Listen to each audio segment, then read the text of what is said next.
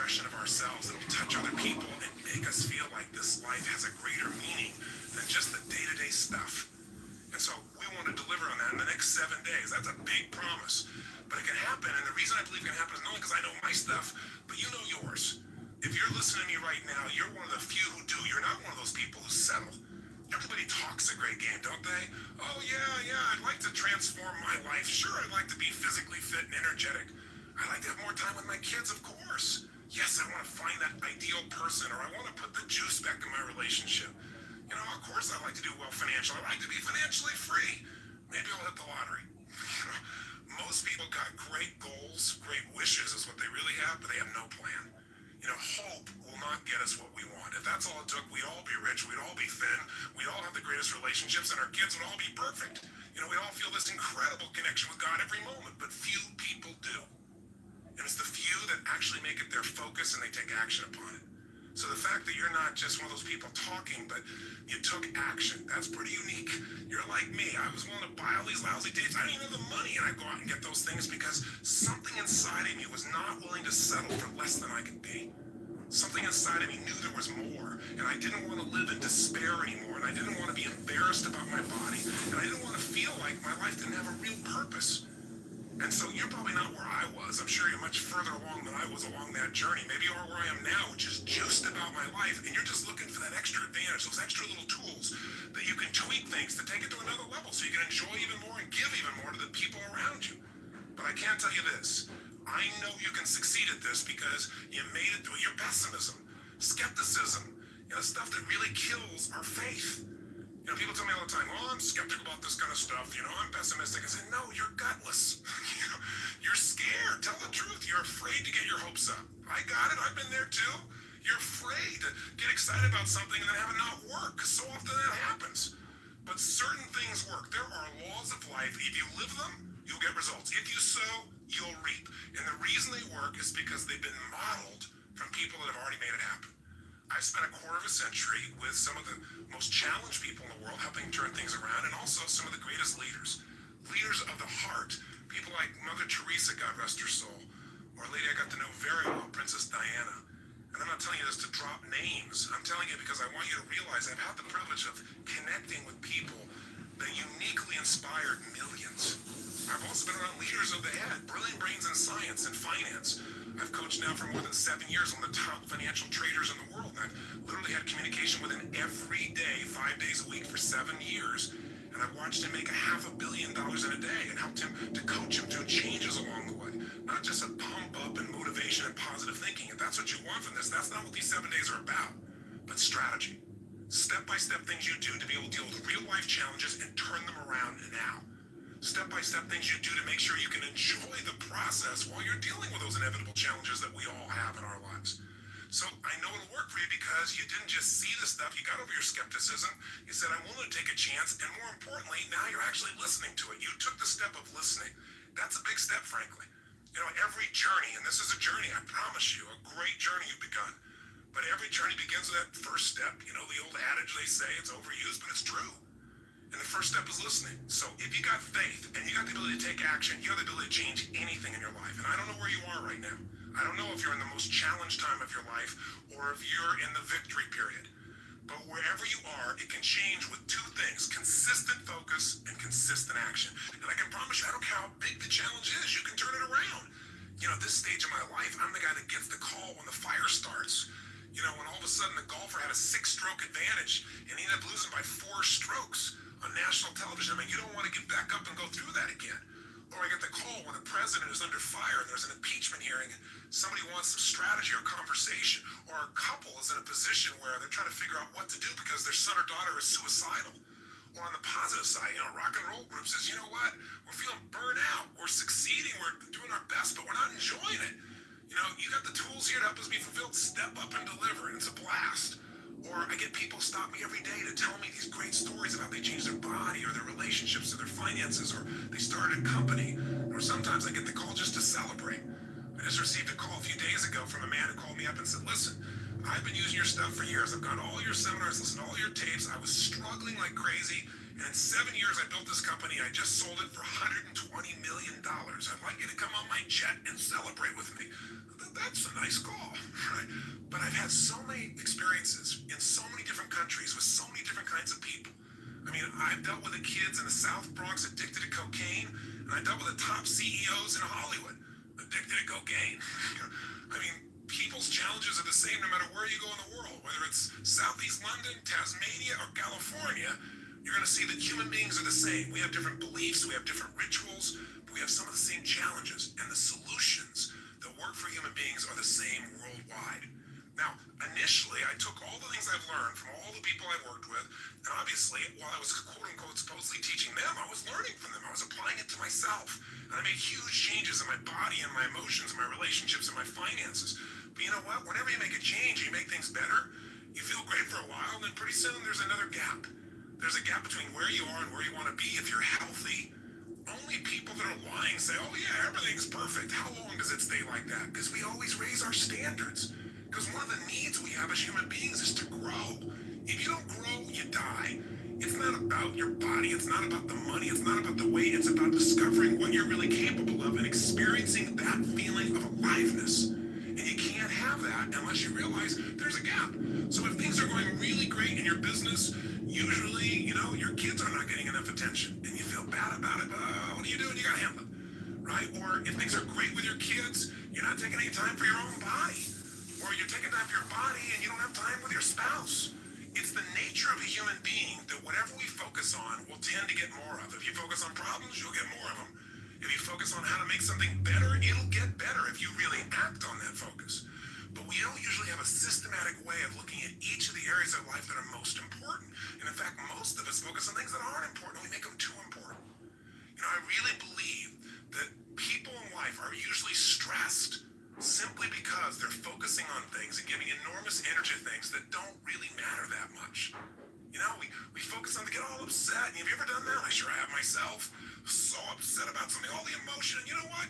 6 months from now, you don't even remember it. Maybe even 6 days from now, sometimes an hour from now. But you don't take the time to focus on the things that matter, like your body or your relationship, or, what's happening with your kids, or your connection with God, or, hey, what do I really want from my life instead of keep doing the same stuff over and over and over again and trying to do it more and harder, even though you're not fulfilled. See, most people are afraid to look at what's missing. But you know what? The moment you can figure out what's missing, it won't be missing anymore because you can get a system, you can start to focus on it, you can start to move towards it, and you can achieve anything you put the focus and action into. Anything anybody else has ever made happen, you have the same resources, you have the same nervous system. Some of us are bigger or stronger, some of us have more background in one thing, greater education. But you know what? Those limits are not the real limits. The limits are the limits of our psychology, our mindset, our beliefs, and the feelings we have about them. If you believe that this is it, this is the best life's going to get, you're right. And if you believe, you know what, I don't care how bad it's been, I don't care how many times I've tried this doesn't work, this is going to do it, and I'm going to take action every day until I find the way, you will. And all you have to do is look around life and see the examples of that everywhere. It's not people's background that makes them successful. It's their psychology, it's their mindset. It's do they have a way of consistently focusing on something, obsessing about something that's so important to them, and are they willing to do whatever it takes to make it happen versus talk about it? See, everybody's got a story about why they can't have what they want. And I'm here to tell you the only thing that stops us, and I'm not telling you, I've done this so many times, so I'm not pointing the finger, trust me. But the only thing that ever stops us from getting what we really want is the story we have about why we can't have it. And we all come up with those stories. So part of what we want to do in the next week is get rid of the stories, come up with plans that are proven because they're based on people that have already succeeded at the highest levels, and then let you tweak it to your own style. You don't have to be crazy and insane like me. I know at times I want to talk too fast and I might be a little obnoxious. I don't mean to be. I really want to serve. But I'm going to do anything I can to get through to you because I really know what's possible. If you're at the top, you're not there. There's another level. And you're not going to be happy until you find it. Maybe it's a level of joy. You're the top of the money, or you're the top of your career, or you're the chairman of the company, but there's some new adventure awaiting you. And unless you keep finding it, life doesn't feel like life. It feels like a job. It feels like something you gotta do. And there's nothing worse than feeling like you gotta do versus you get to do. Life is a get to. And we so often convince ourselves it's a got to, and we wonder why we're not so happy. So now you have some emotions that you really want. How do you create them? And you have some emotions you don't want. How do you get rid of them? What if I told you you literally could change how you feel in an instant? Well, you know this is true from your past experience at times, right? There are times, like we said earlier, where you're totally upset and something got your attention and now you're laughing. You know, people can be literally at a funeral and they're in a terrible place and all of a sudden something cracks them up. I mean, it's pretty rare, but it has happened. People can be in a place where they're in the worst situation and somehow they find all their determination. How to do that specifically is what I want to show you real quickly now. And I'm going to give you a quick overview of it, but I'll give it to you in 3 parts. 3 things you need to feel anything. These are the reasons why you feel anything. In other words, if you feel sad or upset or frustrated or depressed, there's only 3 reasons. And if you change any one of these 3, you're going to change how you feel. And if you change all 3, you'll change how you feel completely. If you're feeling happy, if you're feeling excited, if you're feeling euphoric, if you're on a roll and you want to know why you feel that way, yeah, maybe great things are happening in your life, but there's a reason why you feel that way in this moment. Sometimes you have great things happening in your life and you still don't feel great. So how do you do that? There's 3 reasons. 3 things have to be in place for you to feel great. I call these 3 reasons the triad because there are 3 patterns that if you do these 3 patterns in your body in a certain way, you'll get a certain result. That's like a recipe. You do one recipe, you get one result. You do another one, you get a different result. You get one kind of cake or another. So let's give you an example. I have a seminar I do this. The initial seminar most people go to is the Life Revolution. It's a chance in a weekend to revolutionize your whole life. Not just change things or make it a little better, but to really step up and say, I'm going to transform it. I don't care if it's my body, my emotions, a fear, my job. It's time to do it. And we put people in an environment for 3 days of total immersion. That is a blast. And people come out transformed. That process, though, very often, one of the first things I'll do is I'll ask people, what do you really want? I'll take people in the audience. They got 1,500, 2,000 people in that type of program usually, and they'll say, oh, well, I want to make, $1 million. I want to make $1 billion. I want to help my kids get through school. I want to have more confidence. I want to lose 57 pounds. I say, okay, great. Why do you want these things? If you lost the 57 pounds, if you made the $1 billion, what are you going to get? And sooner or later they'd say, well, if I change the world, it'll make a difference. And I'll say, yeah, but what will that give you? And eventually say, well, it'll make me feel good, like my life had meaning. Or they'll say, if I lost 47 pounds, I'd feel more sexy, or I'd feel more energetic. Or they'd say, if I made this money, I'd feel freedom, or power, or secure. Whatever it is you want, you only want it because you think it's going to give you a feeling. And the truth of the matter is you can have that feeling right now if you just change these 3 patterns I'm going to tell you about. So the first pattern that determines how you feel is not the event, but what you do with your body in this moment. Right now, you're feeling, whatever you're feeling, because you're listening to me, is related first to how you use your body. Now, I'll give you a more specific example. If I were to tell you that there was a depressed person behind curtain number 1 over here, and for a $100,000 donation to your favorite charity, if you could describe them physically without seeing them, I bet you could do it, couldn't you? What's their posture like? Say it or think it at least. You can say it. No one's going to hear it. You're probably in the car. You're walking. People talk on phones all the time. They don't know what's going on. Speak to me. Seriously. What's their body like? First, their posture's probably what? Slumped. Where are their eyes? Down. Where's their head? Down. What's their breathing like? Full or shallow? Of course it's shallow. Their facial expression up and tight or slack? You know what's slack. Now, how come you know all these things without me telling you? Because you practiced this stuff before, haven't you? We all have if we've ever experienced this. Now, if you do this with your body, I don't care who we are, if you do these things to your body, you're going to feel lousy. You're going to feel depressed. Now, if you change the way you use your body, if you put your shoulders back, if you breathe, if you use your voice in a different way, if you move or gesture in a different tempo, it's hard to feel depressed in that way. In fact, there was a research study that was done early in my career that was done at UC Berkeley. And they did something that sounded insane. Traditionally, if somebody's depressed, if they go to a traditional psychiatric approach, today we live with a philosophy that depression is merely a Prozac deficiency. That we live in this world today, that things aren't working out, let's not solve what's going on inside you, let's just drug you. It's called better living through chemistry. Yeah, just drug you, keep on going. We do the same thing with kids today. We got this attention deficit disorder. They've now upgraded it to ADHD, attention deficit hyperactive disorder. This couldn't be the fact that kids are overstimulated, don't get enough focus or attention, and don't know how to use their energy in a world where things are going so slow when they're learning in school compared to how they are on the internet and on MTV or anything else. It must be that we should drug them into submission so they get as slow as us and more comfortable. It's an interesting way that we look at life today. The truth of the matter is these kids are using their their bodies in ways that aren't acceptable, but they're not being directed. We go for the quick hit. We want the instant solution, even if it isn't the long-term solution that makes us more healthy. You can get a solution, but it may not be sustainable in a healthful way. The bottom line is, in that approach, we usually drug people. So at UC Berkeley, they tried something different. No drugs. Did something you're going to think sounds so stupid. Here's all they did. They came up with a simple approach. They took people that were clinically depressed. This means you achieved high levels of depression. You've got certification. Now you are clinically depressed. You are an achiever at the depression level. This means you practice this pattern on a regular basis. And they took them. And by the way, I know I'm sounding obnoxious right now. I'm not trying to make depression sound like these people are terrible, because I felt it in my life a long time ago too, but I don't go there anymore because I know exactly what creates it. And I want to break the pattern of us thinking we're not in control. So please understand where I'm really coming from. But the point is, here's what they did. They had people come for 4 weeks, stand in front of this mirror that has 3 parts to it, and do one silly thing. Grin from ear to ear. And they had to make them smile for no good reason for 20 minutes. Now, when they're doing this, they had to grin so big that they created crow's feet on the side of the eyes. You know that little set of lines you're smiling so big? Now, interesting, they keep their shoulders back while they're doing this and breathe fully. You know, dumb idea. But what happened? Not a single person was able to remain depressed, including a woman who claimed that she was depressed even while she slept, which is one heck of an accomplishment. And you know what's interesting? At the end of these 20 days, many of them had no need for medication anymore, and that's all they changed. Only one part of what we call their triad. Just the physical part. That's how powerful it is. See, if you rise up, if you move up, if you use your body in a totally different way, you're going to feel different. Emotion is created by motion. See, we have 80 muscles in our face. How many of them are you using consciously?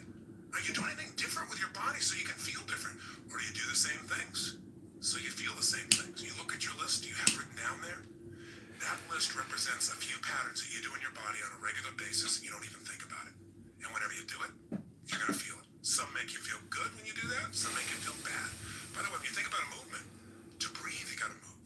To sing, you got to move. To speak. If I start talking like this, I'm moving organs in my body in a different way than if I start speaking more like this. By the way, what if you got this tape set and I said, "Hi, I'm Tony Robbins, and I'm going to share with you now how to have an extraordinary life during the next 7,000 hours of this program." You got turn this guy off quick. There's got to be some combination of energy there, and that energy comes because I'm not sitting in a chair here. I don't have a script in front of me. I'm looking at this microphone. I'm visualizing your face, and I'm trying to think what I can give you that I know will make a difference based on 25 years of experience. And I'm telling you, the number one thing is change the way you move. Change the way you use your body, and you'll change the way you feel now, instantly. I don't care how bad you felt, if you change it. Now, if you just change it for a second, and you move your hands up for a moment, you make a little minor change, you'll get a minor change in feeling. But if you make a radical change, if you go, yes, I'm doing this now, I'm sick of this, I promise you, you're going to feel different if you go, I don't know what to do. I know this sounds so stupid, but it works. And you know what? The best study of life is what works, even if it's simple. It's nice to have things simple. Why do we have to make it so hard to feel good? So how are we going to do this? Well, the first way I did this years ago is I created a product called Personal Power. You probably saw it on TV because I obliterated the airways with it. And I was on television every 30 minutes, 24 hours a day for more than 10 years, consistently. Somewhere in North America, the United States or Canada. That's an actual statistic.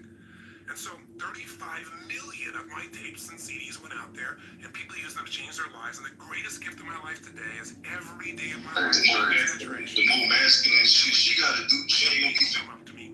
And some days it's a dozen or more. Some days it's 2 or 3. But I don't miss a day if I'm in the public and people tell me about how this work has changed their life. And you District in Rockford, Peoria, Bloomington, Pekin, Belvedere, Loves Park, McKinsey.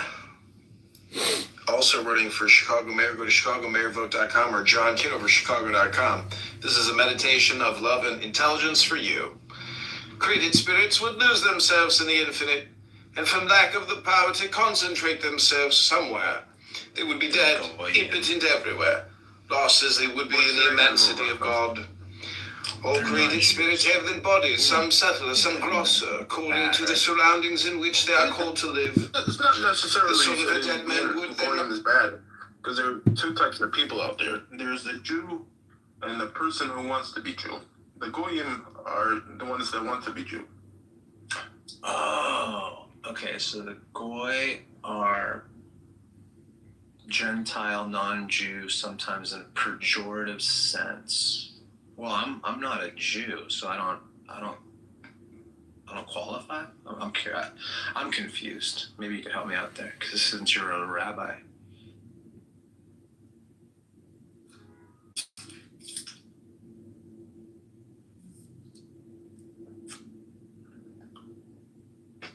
Is that a prerequisite for being a goyim? I have to desire to be a Jew? Is that... No, that's already in your nature. Is me wanting to be a Jew? Yep. Okay, so it was just repetitive for you to say that. Okay. Okay, go to johnforcongress.com A better quality of or life. chicagomayorelection.com or chicagomayoral.com right now. If you like this video, share, subscribe. Better quality Liberty, food. which is the life of the soul, is So only it's kind of like a preserved in the fraternity. order of Like nature. I want to join a fraternity. Valentin. God standeth. Okay, what do you want? I'm gonna say it like that. Would that be kind of accurate though, even though you wouldn't say that? That'd be kind of very vague. Oh, well, I feel like that's kind of what you just did. I'm just curious as how it differs from being in a fraternity. The thing is, you're trying to comprehend the scope of the magnitude. But the thing is, how can you visualize a color you have never seen? Here's a good friend, kind of reminding you of what you already know, because learning is remembering. You know, Socrates said that centuries ago. Rabbi, I hate to say it, but I think your reception is compromised because it's kind of breaking out. And Give it's yourself not the gifts you deserve. I'm no special guy. kind of I just eating, spent years and then doing maybe this you're stuff, just like disappearing whatever from you're doing, I'm reception. sure I you've don't know mastered if it. you're You've speaking done it or... for years, and every day you held yourself to a No, higher there's standard. somebody walked by I'm sure there you're eating teaching sunflower me. seeds. Thank you for the privilege of letting me share my point of view here. And by the way, you don't have to agree with everything I say. I don't expect it. I'm not here to be your Somebody guru. was walking But by take what eating makes sense to you, sunflower use it. What you seeds. don't, say, guy's nuts and throw it away. But know that whatever is here that's valuable, you gotta act on. You gotta follow through on. So how do we get ourselves to do that? Well, with personal power, I created a 30-day program. And that program has gotten results to people, as I say, all over the earth. And it's pretty famous, and you may even know somebody that's used it. Maybe that's one of the reasons you picked up this program. Maybe you didn't see an infomercial. Maybe a friend said, you gotta do this. Well, however you got here, why did I change it? Well, I'll tell you why. I started doing focus groups, and the product was still selling like crazy. And I thought, I want to reach even more people. Who are we missing? Instead of saying, wow, look how successful we are, how do we get to people we're not reaching? And we do these focus groups, and they'd say, well, do you not believe that, Tony Robbins is real? And the majority of the time they said, no, I believe he's sincere. I believe he's a real guy. Do you not believe that people get results? No, I'm sure those people got results. And then they'd say things like, I just don't have the time. And I think, what do you mean the time? And they'd say, 30 days. I'd say, 30 days to change your whole life? Are you nuts? I mean, you're not worth that. It's not even a whole day. It's 45 minutes, an hour, maybe a day or 90 minutes, for God's sakes.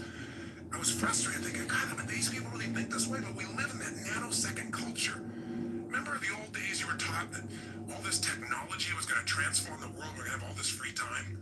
I don't know about you, but it hasn't worked out too well for me.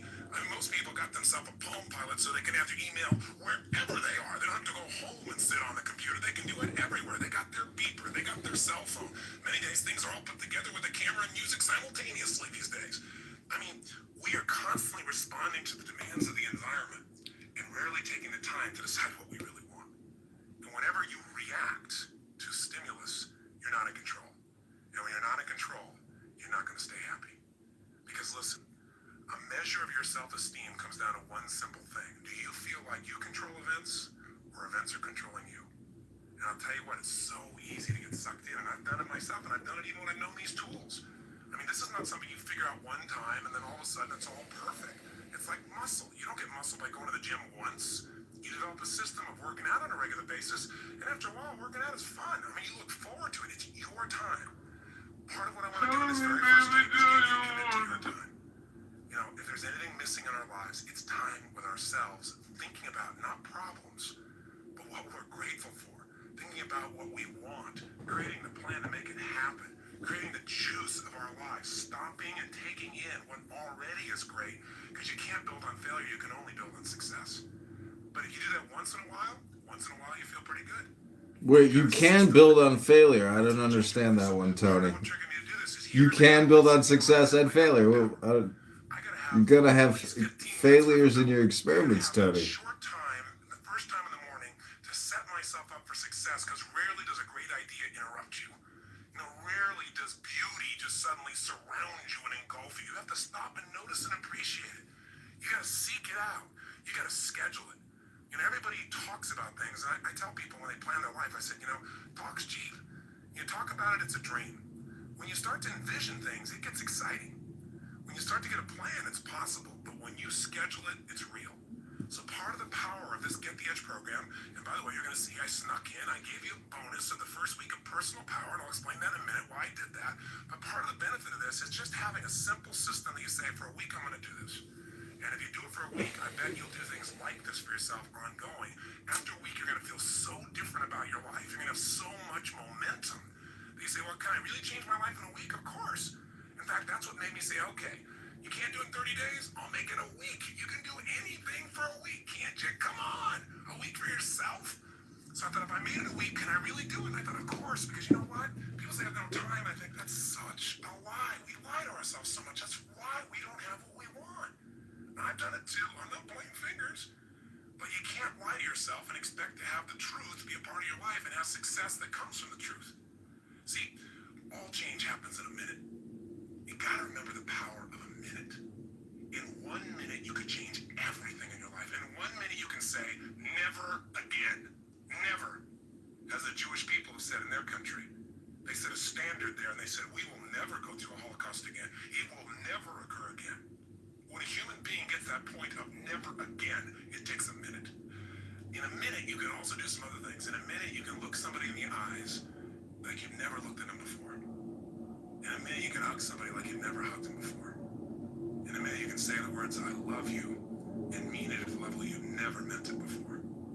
In a minute, you can say, I quit, or let's begin, or it's over, or I do. Think of the minutes of your life that have changed who you are. And I gotta promise you, in these little boxes, we got a lot of minutes. We got a lot of them in here. Minutes, there's moments right at the point you think, this guy's insane, and I'm gonna turn this off. You stayed it a little bit. I can just tell you because I've done it for years. It's different for somebody else. One phrase will wake something up inside you. I'm not gonna give you anything. It's all inside you. But when it wakes up, baby, it is time to move, and I don't have to tell you that. It'll just happen. You'll suddenly say, this is it, no more. And it's kind of like that Pearl Harbor movie when, you see them come diving down and the Admiral should be celebrating and they say, Admiral, we've got this great victory. And he says, oh, I fear we've awakened a sleeping giant. And inside of each of us is that giant. It's a giant of emotion because that's where it starts. It's the emotion. Emotions start wars, don't they? Emotions get you married or they get you divorced. Emotions make you have kids. Emotions make you break through the problems or give up. It just depends which emotions you decide to live with. So, how are we going to do it? Well, two options I'm going to give you. I created personal power, and so I decided, even though I said 7 days, to do two things. One is I went in the studio, and I wanted to take things and give you the best of what I've learned today. Because when I made personal power, frankly, I was 28 years old. So, this many years later, I've lived a lot of life, and the world's changed.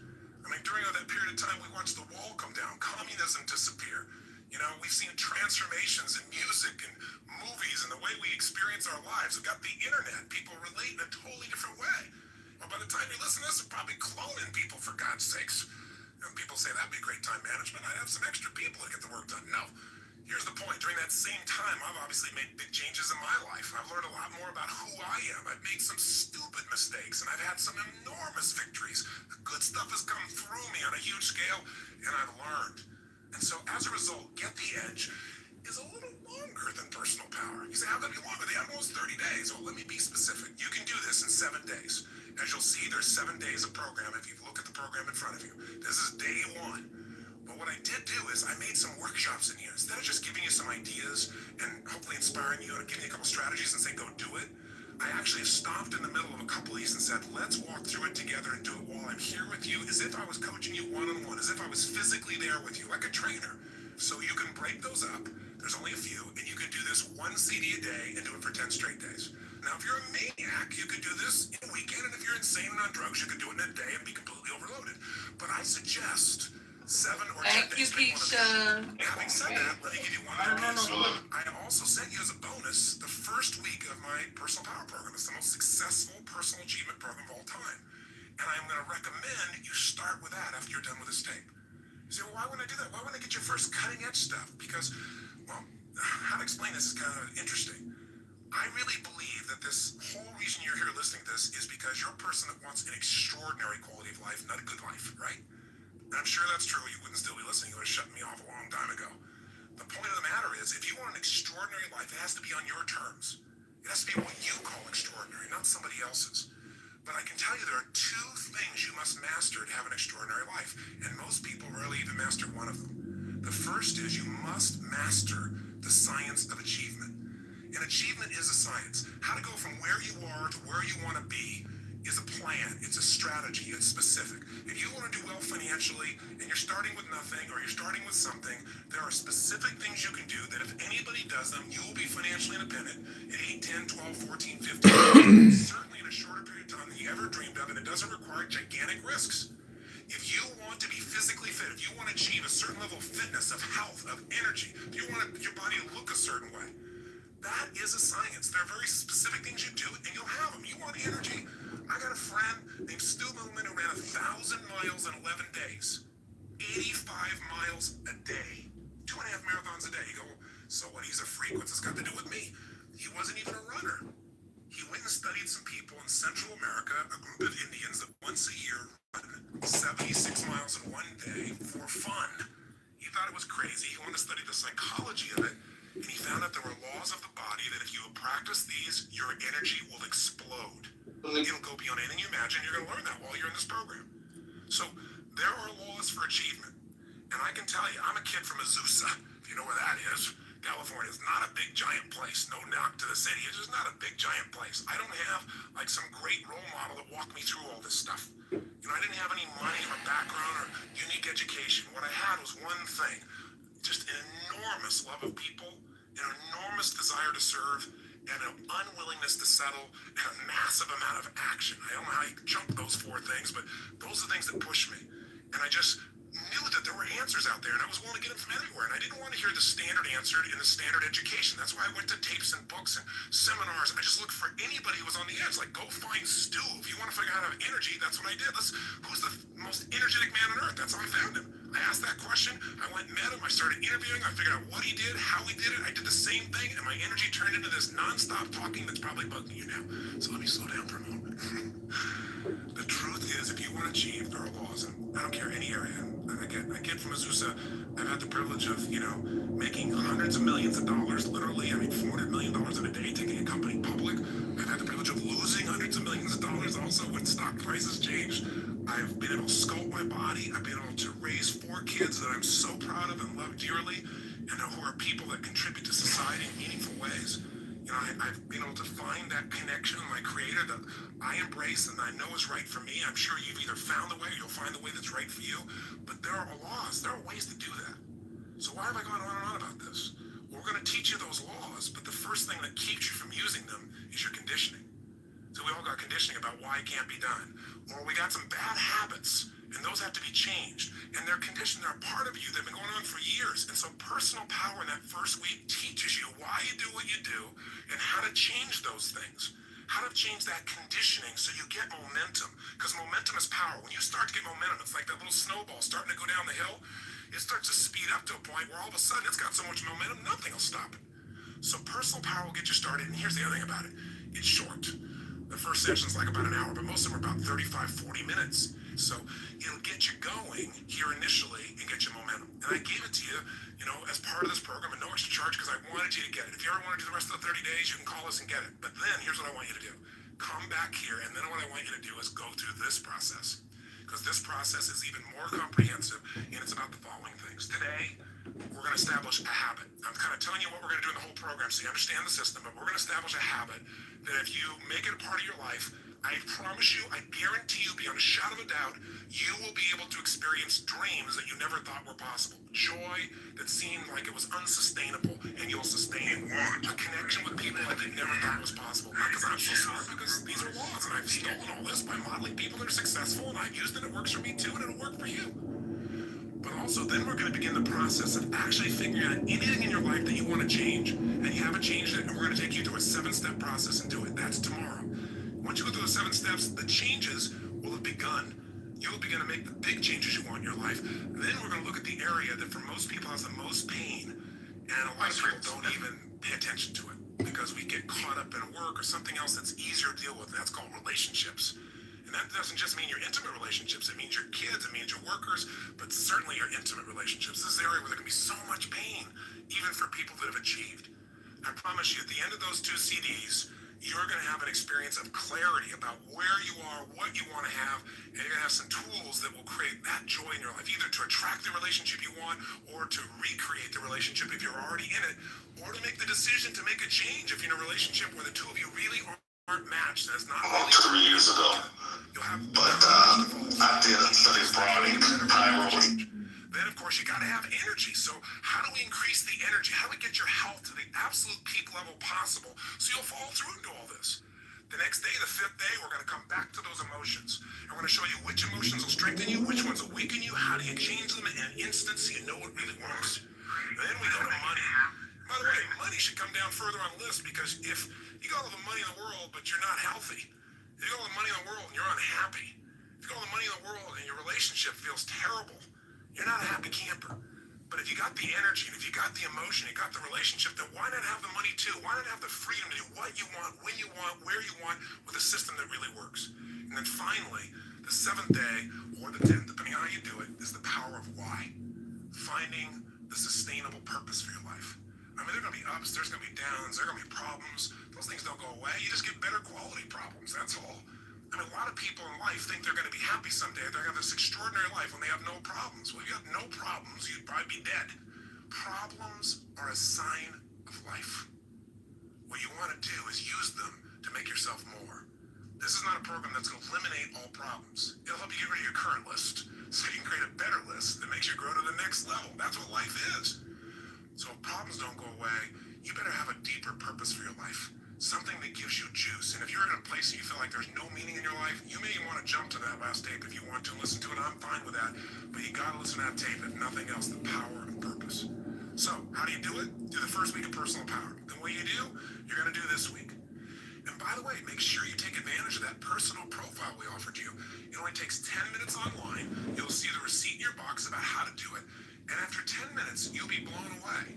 You'll get a 30-page report that describes to you what kind of behaviors are natural for you under stress and how to deal with those, how it may create conflicts in your relationships or your business. It'll also show you what you value most at this stage in your life, what's most important to you. And that'll help you understand why sometimes maybe you take 2 steps forward and pull 1 step back and start to sabotage because you have some things that you value that are in conflict. So take advantage of that. I think you'll find it invaluable. It's the personal profile. And again, how to do it is in the notes at the front of your book. Now, here's what you can do that'll make this part of your life. All we're going to do is go after that thing we said was missing in our lives. Do you remember what it is after all this verbiage I've given you? Time. Time with yourself. But we're going to structure that time so that we create a daily triad that puts us in a state of mind where things flow. Have you ever had that happen? It's like, yes, I know what to do, of course. Oh yeah, it's a challenge, big deal. Bring it here, let's handle it. No big deal, come on, don't worry. Have you been in those states where like nothing can shake you? You can hope that you're going to pop into one of those states and get lucky, or you can create it every morning before you start your day. So you start with a foundation that's so powerful that it affects you and everybody around you. You can make life beautiful. Life can be beautiful for you every day if you do the things he did with his body. If you focus on life the way he focused on it, if you use language like he used, he made... Next day, the 5th day, we're going to come back to those emotions. We're going to show you which emotions will strengthen you, which ones... That's a role model. If you sow the same seeds, you'll reap the same rewards, but you got to schedule. Because remember what I said, if you talk about it, it's a dream. If you envision it, it's possible. But if you schedule it, it's real.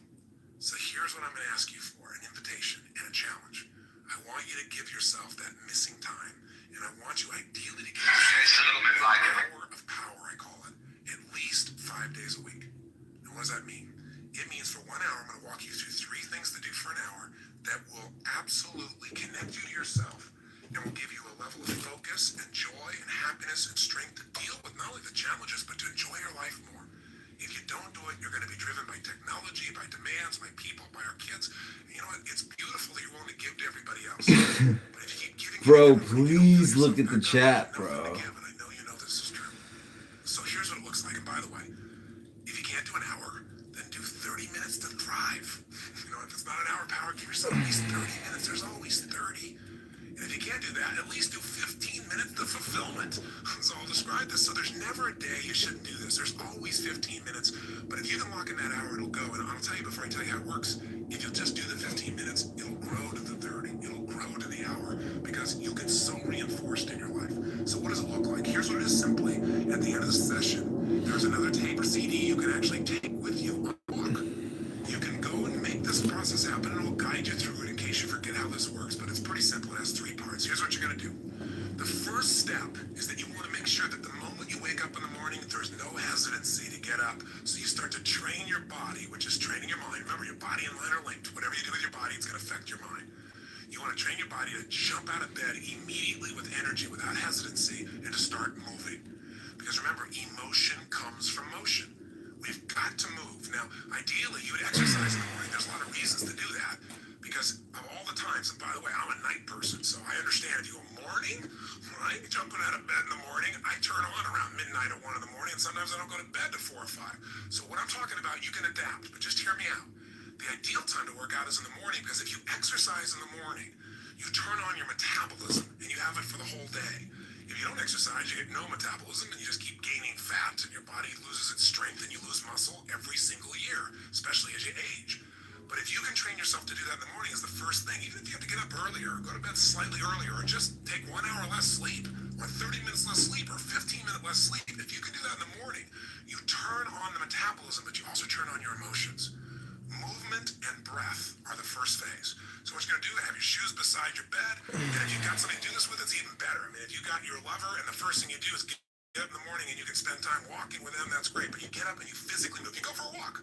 Anywhere, you get outside, you get out of the house, you move immediately. Now, walking doesn't sound very dynamic, and you may want to run, but you walk first to start warming up your body, warming up your metabolism. And as you're walking, there's a pattern of breathing that when you do it, it will stimulate your body to cleanse itself, and it'll start to move everything you need. And the ratio of breath is you're inhaling 4 breaths in a row, so it's, and then you're exhaling 4 in a row. As you're doing this, you're actually going to be tapping fingers. You'll be doing this same pattern again and again.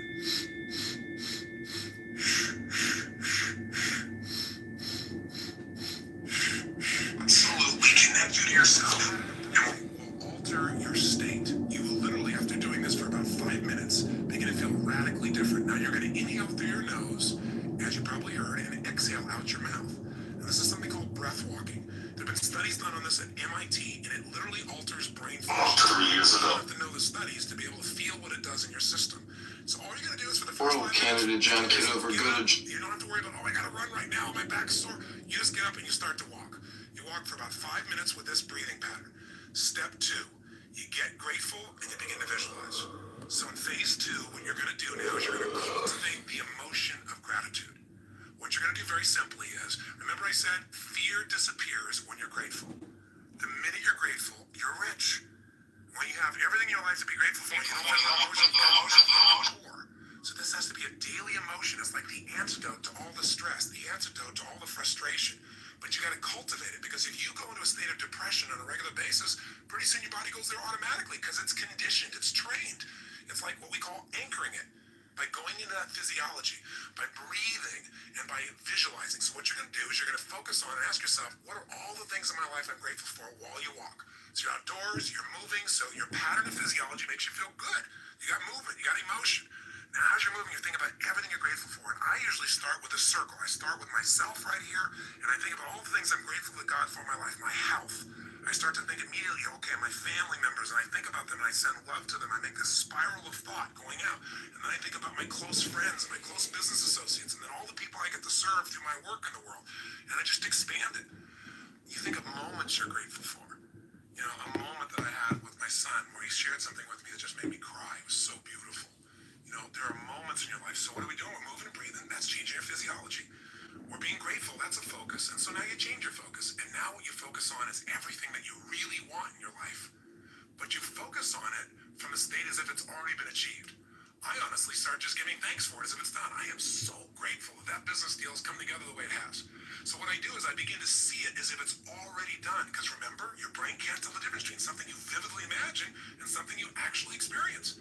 So I see it, I feel it, I think about it, I feel the emotion as if it's already achieved.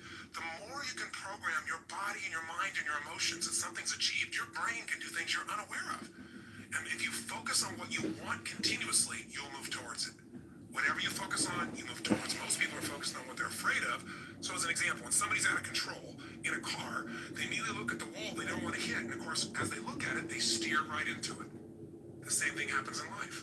Wherever you focus, that's where you go. Don't focus on what you fear. Focus on what you want and make it real. The more certain you are that what you want can happen, the easier it is for your brain to figure a way. When you say this is important, your brain starts noticing anything that'll get you to what's important. And if you believe it's already happened, you know enough about life that when you have that kind of certainty, your brain will find the way. Now you start focusing on today. What do you want to create today? You think about meetings you're going to have. What do you want to make that happen? Instead of going, oh, I got to go to this meeting. What do I want? Most people think about what they have to do.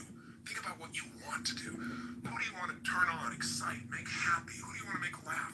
What do you want to achieve there? What do you want to accomplish?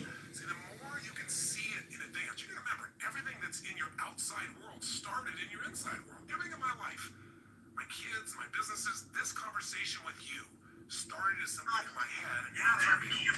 The same is true. You got the energy, you got the emotion, you got the relationship, then why not have the money to show up in your life the way you want it? Most people create in their head what they don't want, and so of course they keep manifesting what they don't want. So even for this day now, focus on what do you want to create out of this day. Think about what's coming up. How do you want it to go? How do you want to feel? How could you respond?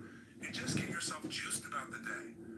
So now what you need to do is incantations. So if you're walking, as you're walking, you can be doing this. You can be doing it with the same breath you started with. Or you can be going, I love my life. I love my life. What if you don't love your life? If you do it over and over again, you're going to be vibrating. I've done incantations my entire life. It's how I've conditioned myself. 25 years ago, when I first started speaking, I was 17 years old. I'd made some changes in my life really quickly, and I started sharing it. And I didn't have speaking skills, but I had a state. You know when you're in state and things just flow? Just like having a conversation, you don't have to think about it, it comes out of you. But I made myself get in state because I was fearful. So I said, I got to focus on how to serve, not on am I going to do a good job. I need to focus on giving, not on how am I going to do. If you focus on how you're going to do, you're going to get worried. So I created an incantation, and I've done it for 25 years. Before I go on stage, every single time. If anyone's been backstage, they'll see what I do. I make a big change in my body, take an explosive breath, and I do this thing I call a power move that stimulates my body so I'm at the strongest state I can be. Second thing I do is I do my incantation. And what I do is I say this. I say, I now command my subconscious mind to direct me in helping as many people as possible today to better their lives by giving me the strength, the emotion, the persuasion, the humor, the brevity, whatever it takes to show these people and get these people to change their life now. And I do it again and again and again. Now I can do it once in a day, and I'm there. Because I used to do this literally for 45 minutes driving someplace. I'm driving my old Volkswagen Bug, and I'm supposed to do this speech to share with people how they can do these things. So I'm supposed to meet this person one-on-one, and I would literally chant this out loud. Now, why do you do it out loud? Because if you go in your head, that doesn't affect you. Speaking engages your physiology, and when you speak with certainty and intensity, it conditions you. So the bottom line is you do this while you walk. So if you're conscious about this, you can do it under your breath, like I said. You can do it in a breathing pattern. You can do something simplistic, like, every day and every way I'm getting stronger and stronger. As you're jogging, as you're walking, every day and every way I'm getting stronger and stronger. It's an old phrase from an old book from years ago. Anything will work as long as you say it with intensity. Every day and every way I'm feeling happier and happier. Every day. And you say it again and again. And what you'll actually get is a rhythm. I'll tell you what incantations do in case this sounds stupid to you. Maybe it'll help. Have you ever made the fatal mistake of going to Disneyland and getting on a ride called It's a Small World After All? If you have, you know the power of incantations, because what's stuck in your head for the next 3 weeks, that song in 37 languages, right? Or if you hear a song and you get it in your head and you can't get it out, and it goes on and on and on. Well, this is a way to get the right idea in your head and condition it, but not just the idea, the feeling. So now what you need to do is exercise, ideally 20 minutes, no less than 15, 30 even better. And if you can do 45 minutes, that's wonderful. And that's how you get to the hour. And so at the end of this hour of power, you want to celebrate. You want to say, my God, I got myself to do this thing. It set me up for victory. Now, you don't have to work at celebrating, I promise you. You'll feel so good. You'll be vibrating, especially if you did the incantations. Now, this process, you might say, well, I'm not going to run 5 times a week. You don't have to. You can just go on a walk. And you can do this process, this hour of power of focus, and you can spend 10 minutes on gratitude, 10 minutes on visualizing, 10 minutes on what you want to have happen today, and do it in 30 minutes. This is your freedom. But I can tell you, if you'll give yourself an hour, where 15 or 20 of those minutes are based on these 3 things: massive changes in your physiology that make you feel great, massive changes in your focus that make you focus specifically on gratitude and specifically on what you want to have happen and feeling like it's already been achieved, and then massive changes where you push your body to be stronger and you make some incantations, you say some phrases over and over, at least 5 or 10 minutes of it, you will have conditioned your mind, your body, your emotions, and your spirit will soar. And now you will deal with problems radically differently. There will be problems, there will be challenges for you. And more importantly, you'll be excited to connect with people. You'll be excited about your projects. You will affect people around you in a different way because you will have an extraordinary psychology. If you want an extraordinary body, it takes a ritual, doesn't it? A ritual of diet or a ritual of exercise. If you want an extraordinary emotion and spirit, it takes rituals. One of those that you might want to add to this hour of power is prayer. If you believe in prayer, this is it. This is a form of it. Maybe the greatest prayer is not asking for things, but saying, thank you. Thank you, Lord. Getting in that place on a daily basis for no less than 15 minutes to fulfillment, and ideally the hour of power, will change your life more than anything else. If you listen to any other tape and you just did this, I can promise you, if you did it for 6 months, your life will never be the same. Because all the research shows that if you even exercise for 6 months, you'll exercise for the rest of your life because it becomes physically addictive to you. If you get away from it, you'll feel pulled to do it. All you got to do right now is give it a week or 10 days. Do this with me for 10 days, and I promise you, you're going to get some momentum. If you want to guarantee success, do it for 30. That's why I did personal power for 30 days, and that's why I gave you 7 days of personal power on top of the 7 days to get the edge. This tape is much longer than any other, and other than a workshop, because I really wanted to hopefully engage you. I don't know if I'll ever see you again. I don't know if you'll listen to another CD, but my goal was to do everything I could to get you to give yourself what you deserve, and to tell you the 3 things that you got to take control of, and to remind you of the fundamentals that your life is nothing but your emotions. If you get the right emotions, you'll work out. If you're determined, you'll work out. If you're determined, you can go on a diet, but most people trying to go on a diet and they're not determined. You can change a state that fast, but you gotta get the habit. Are you sold? I hope so, because the sale is for you, it's not for me. It's for you to create what you want long term. If you will do this, and you'll even do it 4 days a week, you'll just get a habit that you commit to and not break. Your pride will soar. Because when you just discipline yourself a tiny bit, and by the way, this doesn't feel like discipline, it feels like joy when you do it. But if you discipline yourself just a little bit, you get a positive habit you've consciously created, it spills over into all the areas of your life. And if you stay with me on this, over these next 7 days, we're going to address each of those areas with the best tools I know of. So thank you for listening. And what I want you to do is tomorrow, or if you're crazy like me, you'll just grab the next tape or CD and go for a walk. Tomorrow, I want you to go do this first thing in the morning. I want you to start out your day by doing this hour of power, or this 30 minutes to thrive, or these 15 minutes of fulfillment. Just do it. And by the way, if this sounds complex and I've overloaded you because it's been a long session, don't worry. I'll walk you through it fresh as we do it, but make sure you get started. The hardest part is the first step. The hardest part to get is momentum. The hardest part is get to the gym. So just do it, as they say in the Nike ads, and you'll get what you really want. So my friend, I plead with you. Give yourself this gift each day. I mean, this is really one of the most important decisions of your life. And I hope my crazy, outrageous approach pushed you in the right direction. It didn't push you away. I hope somehow I found my way into your heart or your intellect or whatever part of you we've got to reach to push the button that launches your life to the next level. It's a level it deserves to be. So this is the beginning of a brand new journey. And I'm really grateful that you've allowed me to be your coach in this first part of the process. I think we can make immense progress, so let's start taking real action. Let's not just talk a good game, you and I. Let's do it. Just get your butt out there, because once you get out there, you'll get out there again and again. You'll get that momentum. It'll take over, and the best of you will start showing up every day. And when the best of you shows up every day, you're going to start appreciating yourself, and so will everybody else. So today, look around you. Keep Thanks, your eyes open Tony. for magic moments. They're all around, and be sure, if nothing else today, you live with passion. Today and every day. I look forward to seeing you tomorrow. Live your life with passion every single day. And that's why we've got to vote out Mayor Brandon Johnson and Darren LaHood. Brandon from Chicago and Darren from Congress. So, I told you up front that what we're going to do is get you to create an extraordinary life, and I said you needed 2 skills. I never finished it. The first skill was the science of achievement. Step by step, here's how you do it. You can achieve anything. Anybody has. Anyone who wants to can make it happen if they follow certain laws. You sow, you reap, as I've already said. But you can succeed and not be fulfilled. And success without fulfillment is failure.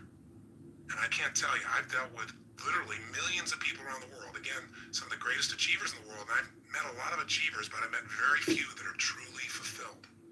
See, to have an extraordinary life, you need to be able to have the science of achievement, but you also have to master the art of fulfillment. And it's an art, it's not a science. In fulfillment, there are principles. There are things that if you use them, you can create joy right now, even though you haven't achieved all your goals. And you know what? If you're more joyful right now, you're gonna have more energy to go after them. See, most of us have been trained, at least in the Western world, we're supposed to go do things so we can achieve, so we can eventually feel good. In the East, I'm supposed to feel good and enjoy myself right now, because this is all there is. One is focused on the future, the other is focused on the present. We need both. Listen, if you live here in the West and you just sit around and you bliss out and feel wonderful, you're going to be fulfilled. But for how long? You know, if you just sit there and be fulfilled, people will come and take your furniture. You got to do something with your life. Life requires that we do things that allow us to contribute to the world, but it also requires, if we're going to be fulfilled, that we find a way to enjoy them. And if you can do that, now you're at the top of the ladder. Because if you don't do that, you bump into the experience I bumped into. I achieved, I made it all happen. You know, I felt so excited about my life. I was juiced. I was giving, and I was seeing the result. And, you know, one year we fed 1 million people at Thanksgiving to my foundation. It was one of the biggest dreams I ever had. I felt so alive, so happy, But so was it my voice juiced or about things. was it You know, something I made a ton of money.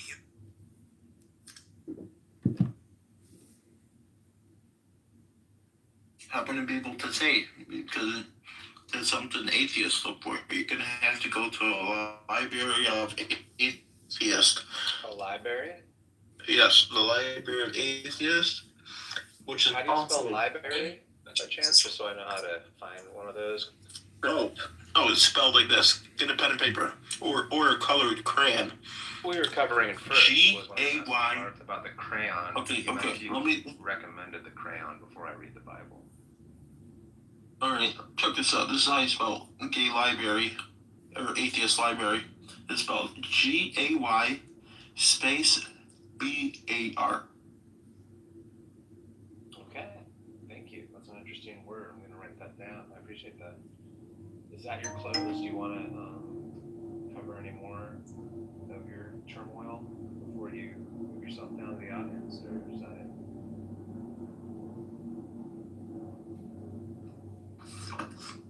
I don't think I'm necessarily doing something or saying something bad. Unless what I'm saying is bad is the observations that are being Johnny! by looking at the atheist community. Oh yeah, no, I haven't labeled anything you've said as bad. I just want you to feel comfortable in these discussions, because I know this is more of your world. So I don't want to feel like a stranger. You know, I want to be warm and receptive toward you. And Well, there's a lot of that in the atheist community, reception. interesting that you've encountered that. That's good, because it sounds like that's something you seek, is receptive. They go to these schools, they get their 4-year degree, 4-year master's, and then they're working at reception at the Starbucks.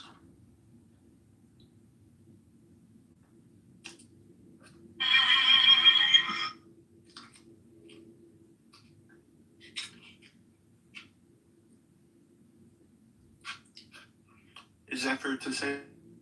Hey?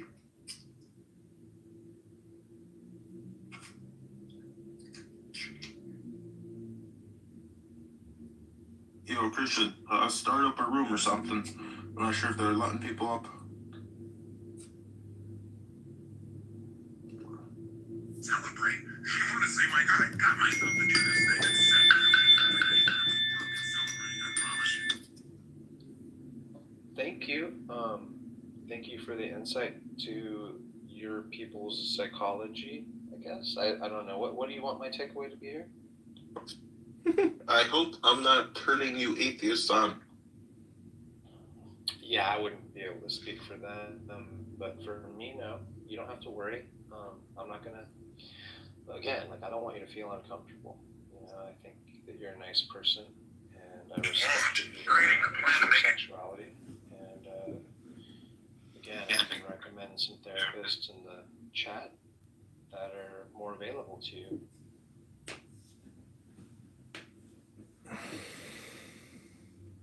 Did you have any other questions for me before you leave?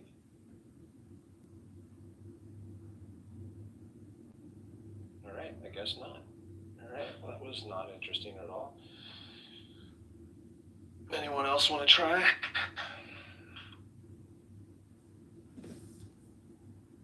Well, you guys are really running a tough ship over here, Supermods. Honey, I wanted to apologize and say I'm sorry. Maybe I was a little cruel by enjoying you being compared to CM in terms of IQ, but you're still here talking, and so just wanted to come and say hello and let you know I've, decided to move on from Clubhouse. I'll be deleting the app shortly, and I will no longer be speaking to any one of you ever again. And so I just want to wish you all well, especially Daniel and Megatron and Narges, my close Clubhouse friends, but I will not miss you. And I will be deleting the app. And I wish you guys well in your fake universe, as if this was like Roblox or something in your in your actual real lives. And I'm glad you guys can finally admit that it's just a video game, really. And it's unbelievable how much time people will spend playing this video game known as Clubhouse. But is there anything you'd like me to, know about you personally, as opposed to just like superficially, with all these conversations, which are completely huge wastes of time and just filler material for probably what we would call mild depression, lack of motivation, lack of insight or foresight or any kind of goal or any actual, desired end state whatsoever. So, kind of basically like failed science. People like to say, people here are hypocrites because they're theists, or they're low IQ because they're atheists. I'm just saying that, is there anything you want me to take away? Or do you just, because the wisest thing I ever heard from somebody was a tenant moving out of one of my buildings, and he just looked at me. There was no conflict. He solved the conflict by just saying, be good. Be good. That was all he had to say to me. And I was like, be good. That was it. I was like, wow, that was probably the smartest thing I've ever heard anybody say to me was, be good. And I was like, be good. Hey, it cut out for me. I didn't hear what the tenant said. What he said. He said, be good. Be good. Oh, yeah. Yeah, that's what I was going to say. Be your best. You go do you and keep paddling, keep supping, get good sun, Vitamin D is Be important. barefoot as much as you can. Yeah, like I'd say, like, if your feet aren't tan by mid-April, Ooh, I like that. you got to improve upon that. Yeah. I like that, bro. Let's tell that to all the spring breaker partiers out there who are just tanning their firm little booty cheeks and their tippy toes. But, there is some hidden knowledge, which is very ancient, and you could call it magic, because prior to the invention of electronics and technology, particularly, mastery of electricity, some people would have claimed that science was superstition or magic. So the fact that we're on a conference call app powered by electricity and magnets and circuit boards and silicon chips, some people would say that, that is the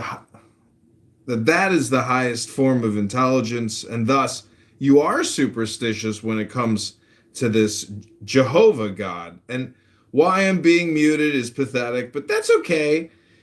People can mute me all they want, but here I am, just telling you that your room and muting me is a total waste of time, but you're going to do it anyways because you're low IQ and you're angry about something now. Maybe you're not getting your dopamine like from a titty.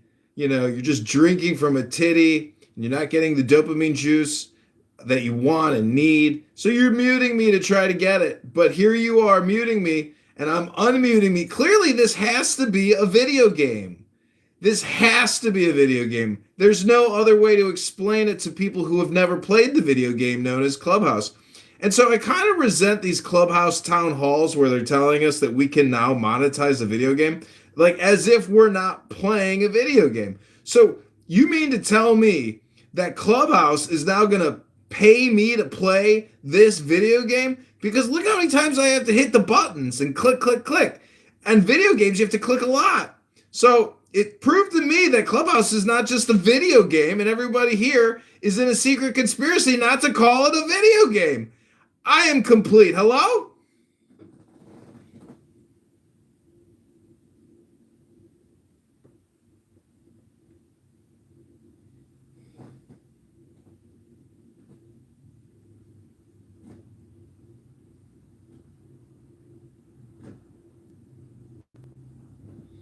Well, somebody's kind of depressed, I think. It's not me. I'm living a life full of joy.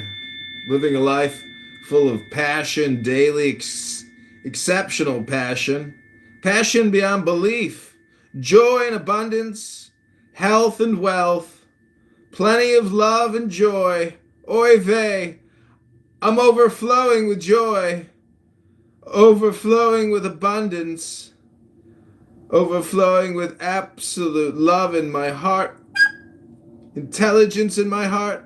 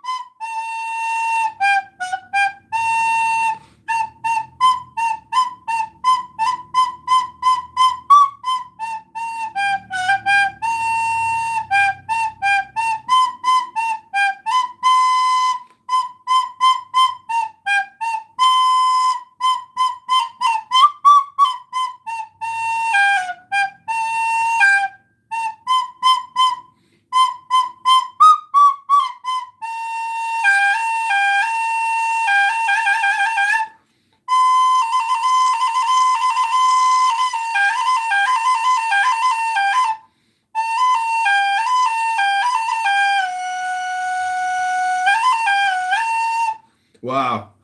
Can you imagine some loser with cheddar cheese on his head hitting a mute button over and over again in a one-bedroom apartment, angry and pissed that he's on a social audio chat app hitting a mute button? Jesus Christ. It's called dandruff control shampoo. Go to the gym. I mean, for Christ's sake, how many times are you going to sit here and hit a button over and over again like it's some kind of a fucking video game? Hello? Hello? Wow. This room has hit a new high. Wow, it's unbelievable. On stage, I'm sitting here playing a flute and somebody keeps muting me. As if there's anybody else here entertaining anybody with any kind of content. It's just a mute button content. Pathetic. Oh man, cheddar cheese head. Take a shower. Take a shower and use dandruff control shampoo. It's called dandruff control. It's called Head and Shoulders. Head and Shoulders makes my hair feel good. It takes the dandruff out of my scalp. It gives my skin the glistening smell of dandruff. Bye. No more dandruff on my head. Dandruff is not my friend. I got rid of my dandruff. My name is Daniel, and I sometimes play a Catholic with my friend Barth here, who also pretends to be a Catholic. But here we are, talking dirty late night, every night, all night. Barth is on here literally. What's 24 minus 18 is, oh my God, he only sleeps 6 hours a day because he's on here 18 hours a day. He is on here 18 hours a day, 7 days a week, and he's got dandruff, probably like Daniel, because no one could sit here and talk to Muslims all day long without having dandruff, dandruff, dandruff on my head, dandruff, dandruff on my head, dandruff on my head. Hit the mute button. Who keeps muting me? Who keeps muting me? Who keeps muting me? Who keeps muting me? Who keeps muting me? Who keeps muting me? Who keeps muting me? Who keeps muting me? Who keeps muting me? Who keeps muting me? God, so funny.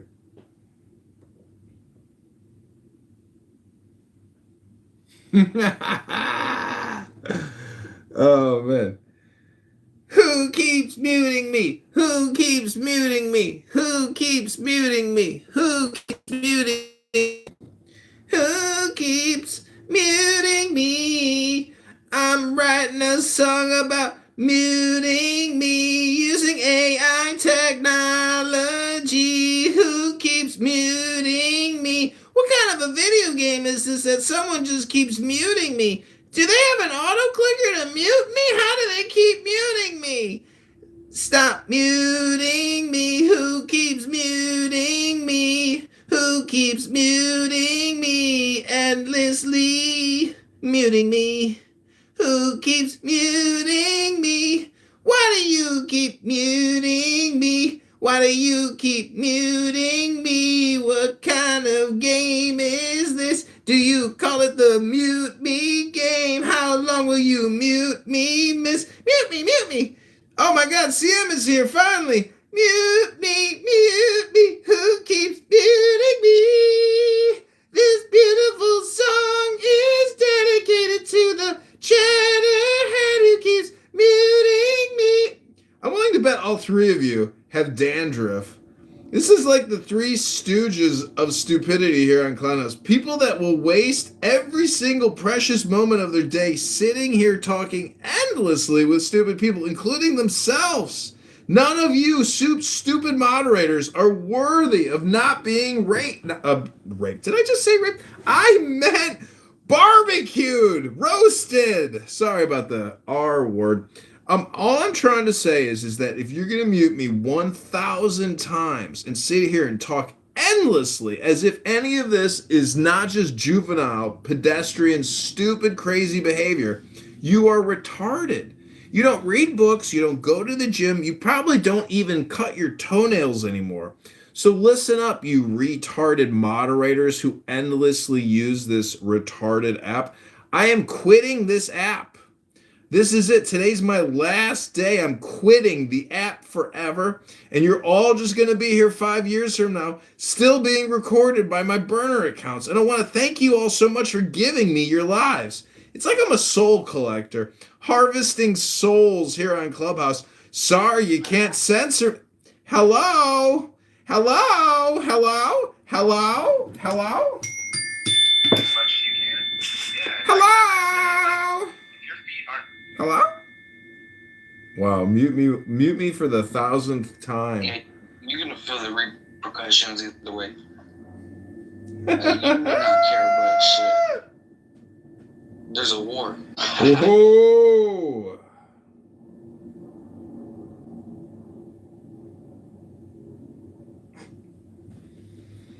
Hello? Oh, we're doing silent meditation day. I get it now. Oh, thank God they finally are embracing silence. It's beautiful, actually.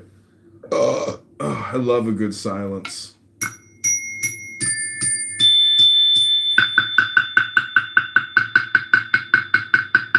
Still got dandruff, though. Sorry, Daniel. You're going to have to go take a shower. We can't let you into the party with a head full of dandruff. I've seen your photo. You already look like Monsignor from 1465. Try to take a shower. I can smell you through the phone. And Narja's, it's one thing to talk about Mikhail's dog, but when I hear your dog moaning, and groaning, clearly you're not taking care of your dog good enough either. You're probably not taking care of yourself good enough because if you have the time to voice a million opinions over just the past 60 days, well, clearly you're not doing anything, productive enough. You're not getting paid. And so we have to look at the dollars. We got to look at how much we're getting paid for every word we spray, how many seconds we spend on these stupid devices. So let me ask you a question. Are you interested in taking this room and your, learning to the higher level? Because quite honestly, it's not just about money. It's about intelligence. And I'm afraid that some of you might be lacking in intelligence, especially whoever keeps muting me over and over and over. There we go, update it. And if you want to update the title of the room to John Kitover, Mayor of Chicago, that'd be great. You can mute me all day long. I'll keep hitting the button. I'll just keep, I can click and click and click. It's not a problem. Stop, and I'll sing a song too while I'm doing it. I'll call it the Stop Muting Me song by John Kitover. And I'll clip this on YouTube a million times too. So stop muting me. You keep muting me. Who is muting me? Why are you muting me? You keep muting me. Stop muting me. Why are you muting me? Who keeps muting me? Why are you muting me? I keep getting muted. Who keeps muting me? Well, what a cool video game. Do you get paid to mute me? Do you get paid to mute me? Do you get to pay to mute me? Someone send him gold coins for muting me. Who keeps muting me? Why are you muting me? Why am I muted here? Why do you censor me? Why do you keep muting me? This is my new song all about you. You keep muting me.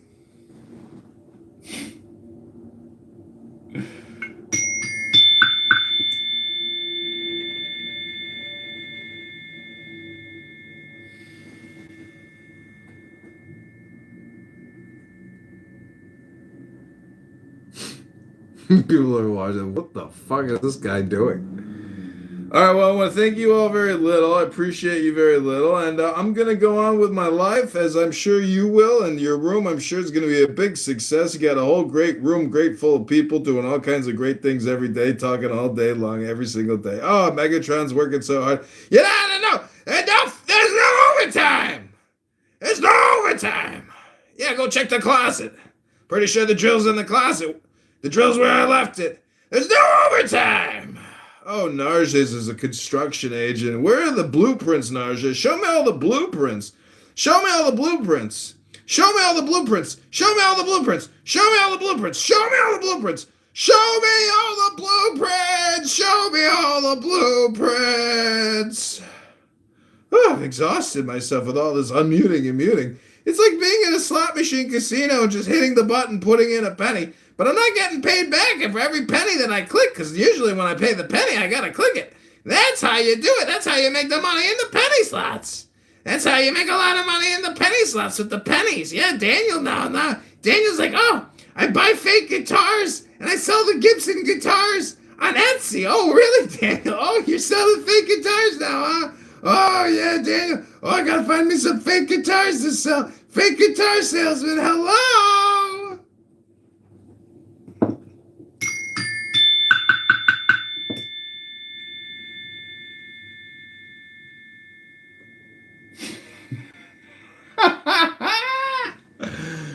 Oh my God. I cannot believe someone is over there that just keeps hitting the mute button. Oh man, what an exhausting room. I gotta hit the mute button just to talk in here a million times. I think we're at like 1,000 Rabono Shalaloms already. You'd think some people would want to be productive these days, but no, I guess productivity and getting a job now is just having to hit the mute button. Hit the mute button! Hit the mute button! Hit the mute button! Somebody mute him! Mute him up! Mute him up! Somebody mute that guy up! Mute that guy up! It's your job to mute that guy! Mute that fucking guy! Put a mute on him! Put a mute on that fucking guy! Mute that fucking guy! Mute that fucking guy! Mute him! Mute him! Mute that fucking guy! Mute him! Mute him! Mute him! Mute that fucking guy! Mute him up! Mute that fucking guy up! Mute that fucking guy! Mute that motherfucker! Mute that fucking guy! Mute that motherfucker! Breathe. Count down. 3, 2, 1. Everything's gonna be fine. Just breathe.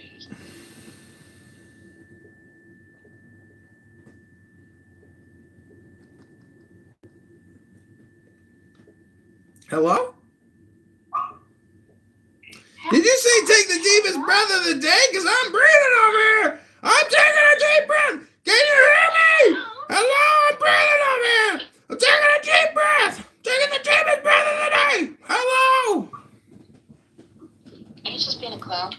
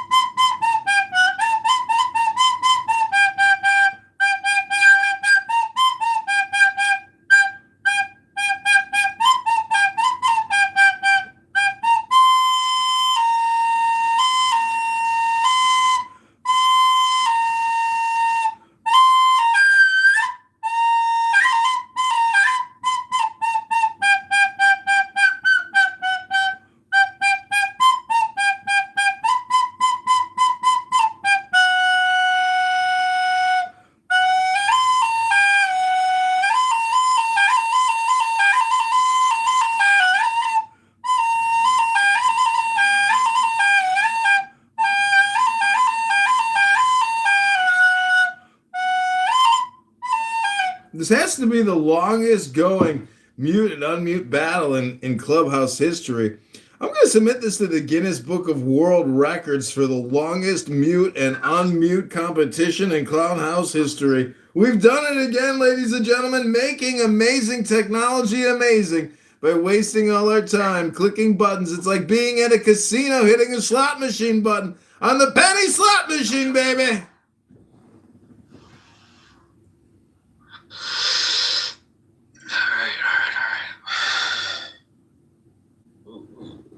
Who's all here? Yeah. What the fuck is going on?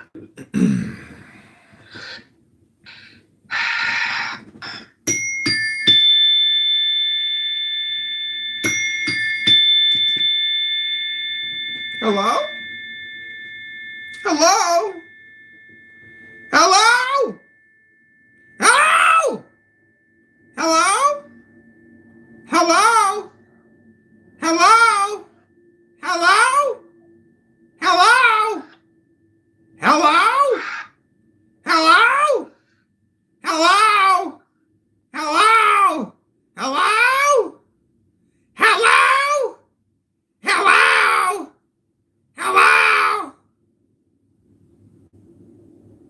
Hello?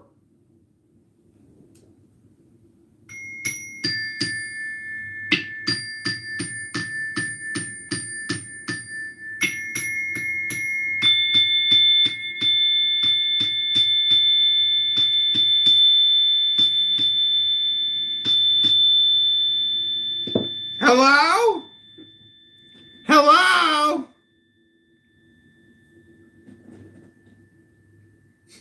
And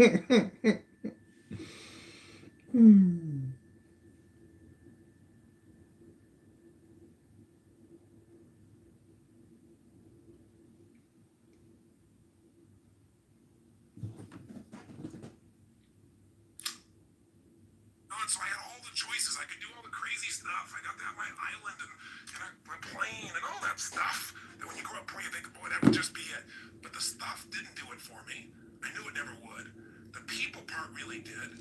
But there came a point where I was so focused on doing and giving and giving and giving that I wasn't taking any time for myself. And I remember one day, actually, being on stage, there were 18,000 people in the room. They gave me a standing ovation. I had this incredible thing. I felt so alive when I was giving to them, but when I stopped giving, I felt empty. I mean, it was a scary moment.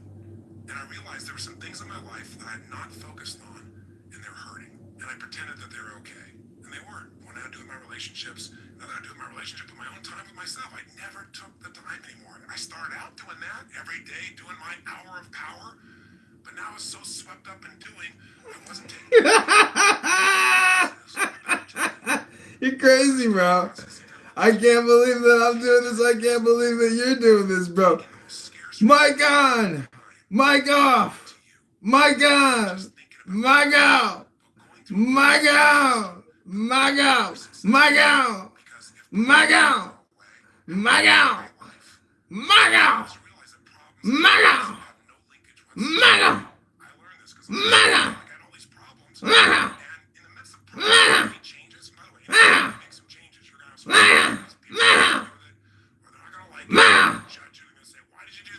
I don't like it. Change always creates problems. As you have problems, you create solutions, which, by the way, are more changes. And when you create more changes, what does that do? It creates more problems. So problems are here to stay. In fact, they won't be problems for you. They'll be challenges, and we love a challenge, don't we? Nobody wants a problem, but we love a challenge. I mean, why do we watch sports? Two people take on a challenge to see what they can do. Why do you start a new business? What is it that makes you attracted to someone and saying, my gosh, can I connect with him? Can I get through to this person? Can I get across? It's challenge. Challenge is necessary for growth, and growth is life. So it's a cool system. So let's get right to the point here. If you're going to have an extraordinary life, that life where you are juiced, then all that means is you're going to have a life where the primary emotions of your life are the ones you want. See, it doesn't mean that life works out every way you want. Sometimes it rains on your parade. Sometimes the events of your life you can't control. But you can control what it means to you. And when you control what it means to you, you have... They finally kicked me! اوكي شكرا يا جماعه. They finally kicked me! Thank you, Hafiz. The Academy Award. Life is beautiful. Brother Coach, It's a story of a man who has an extraordinary life. Not because he has more money than anybody else, not because he's in a situation where everything is easy, but because he's alive. He has this joy about him. And by the way, if you've actually ever met Roberto Benigni, the man who plays this character, you know that he lives this way day to day. He was authoring this thing from himself. He's such a joyous guy. When he won the Academy Award, you never saw so much emotion. It was like a little boy, and everybody loved it because nobody else has the guts to be that way. Or they've forgotten what it feels like to just feel, to be alive. What makes him extraordinary? An extraordinary psychology, an extraordinary mindset, an extraordinary way of looking at the world. And in the movie, the man has that, doesn't he? And who does it affect? Everyone. Everyone within the realm of his influence. His wife feels like the most cherished person on earth, and so does he. Because when you give that kind of love and that kind of joy, people give it back. It's infectious. His son seems so happy, and they're in the middle of the Nazis taking over their country, and if you know the story, I won't run it, you know that they get picked up. And there's such a connection amongst the family that the wife is not being sent away, and she gets on the train with them. And they're in the middle of this camp. This man with his extraordinary psychology figures a way of looking at the situation for his son, presenting it so that his son sees it as a game. Isn't life a game anyway? Instead of this horrible situation. And because he has that perspective, in the end, His family survives. See, if you want your family to survive, if you want them to succeed, if you want them to have joy, if you want your kids to have a lasting love, if you want to be able to give gifts in your life and not just take care of yourself, then you gotta have an extraordinary psychology within yourself. It's not where you live physically, it's where you live internally. There are two worlds, the inside world and the outside world. We can't totally control the outside one, but we have absolute control of the inside one. But you know what? Most of us are too busy to take any time to check out and see how it's going on in here. Or we just accept it as this is the status quo. This is who I am. This is my life. Or I'll get to it later. Mañana, I gotta handle this first. Something else that's not so important. I want to invite you, my friend, to take the time to say, I'm going to have every day an hour of power. Every day, I'm going to have at least 30 minutes to thrive, or 15 minutes to be fulfilled, for God's sakes, where I'm going to take those 15 minutes and I'm going to focus on everything I'm grateful for. I mean, if we're going to have a life, we got to have time, and the time has to have some specific things we do, and one of those is gratitude. If you want to know what's the quality of your life, how much time do you spend in gratitude? How much time are you grateful and appreciative to the point that emotion wells up in you? I'm feeling it now. I'm so grateful to God. I'm so grateful to have the privilege to serve you right now. So if you can get to that state, everything changes. I'll give you an example. If you think about being fearful, when you're fearful, you're not grateful. If you want to get rid of fear, which everybody has, and people say, oh, I'm not fearful, I'm stressed. Or if you have places like LA or New York, they're achievers. They can't even be stressed there. They have angst. You know, it's a higher level of more sophisticated levels of stress. But you know what? If you follow the trail of stress, it brings you to fear. And everybody's got fears. Fear they're not enough. Fear that it won't work out. Fear they won't be loved. Everybody's got that at some level unconsciously. We're human. So you can put the fear aside when you're grateful. I don't just mean intellectually, yeah, I'm grateful for this, I'm grateful for that. I mean stopping, thinking, seeing, and feeling. So I'm going to walk you through a system that includes gratitude. Every day of our life, we got to have a vision. Every day of our life, we got to have something that excites us. When people tell me, oh, I'm bored, I'm tired, that thing is boring. No, you're boring because you don't have something that excites you in your life. You haven't come up with a vision. You haven't come something to move towards. We all need something that's going to make us use more of who we are. Our courage, our passion, our joy. Face our fears. Build our emotional muscles. But you don't build emotional muscles when you do the same thing day after day after day. What you get is a life that's unfulfilling. So we've got to have a vision. So every day I'm going to take you through a simple process that'll get you to expand your vision so you have a compelling future. That thing that makes you want to get up early. If there's a reason, you got to have a reason. And you know, I have friends that have sold their companies. One guy sold his company and made almost $1 billion in cash, about 800 million plus. And you know, he was so excited for about 2 months, maybe 3. But you know what, after that, you know, there's only so much time you want to sit on the beach by yourself because everybody else is working, you know, and doing something and being productive. There's only so many cocktails you can take. You know, there's only so many, you know, movies you can watch. There's a limit to it. What he needed was a new vision. Anytime you achieve a goal, as you get close to it, you better set up the next one real quick because otherwise it's kind of like postpartum. You were looking forward to that, baby, and now you got him. You know, and sometimes in the middle of the night you're going, what did I do here? Have you ever had that experience? I got 4 kids. I can relate. I hope you can. But you know what? You also have the experience on the other side that's so wonderful. It's kind of like, you know, the guys that went to the moon for the first time, the first astronauts. I mean, they worked their whole life. They achieved this goal. They walked on the moon. Then they came back. There was a ticker tape parade. They were heroes. They shook the president's hand. Now what? What do you do now that you walked on the moon? Well, maybe you got to find how to get adventure not out of a moon flight, but adventure out of a smile. You know, maybe you got to have a vision for what your life's about now. Without a vision, people perish. You have a daily vision that excites you. Otherwise, life becomes mundane. And there's nothing worse than an okay life. I told you you're not going to have that when we're done here. I promise you, if you get this little habit, you won't have to settle for a mundane life. What people are going to go is, what happened to you? Because there's an excitement in creation. There's not a lot of excitement in maintenance. I mean, you have to maintain your body. You got to maintain things, but creating things, that's what God created us for. Gave us the gift to make choices that could create new things, businesses, ideas, families, friends, you know, a garden. And it's available to every one of us. But if you don't get a vision each day, then the day is not going to have much juice, is it? So every day there's got to be a little time for vision. right? Time for gratitude, time for vision. Every day you gotta move. I'll tell you why most people are unhappy. They don't move. Look at our lives today. I mean, most people live in a box, don't they? And then what do? They get up in the morning, have a box cereal breakfast, right? And then they get in their box and they drive. And sure enough, they drive to their box office. They go up a box elevator. They type on a box. They talk on a box. They have a box lunch. They drive their box home. They turn the box to be entertained. And maybe they just really go for the variety and have a cylinder to try and change their state. Listen, life has got to be about movement. When you move, you're alive. Emotion comes from motion.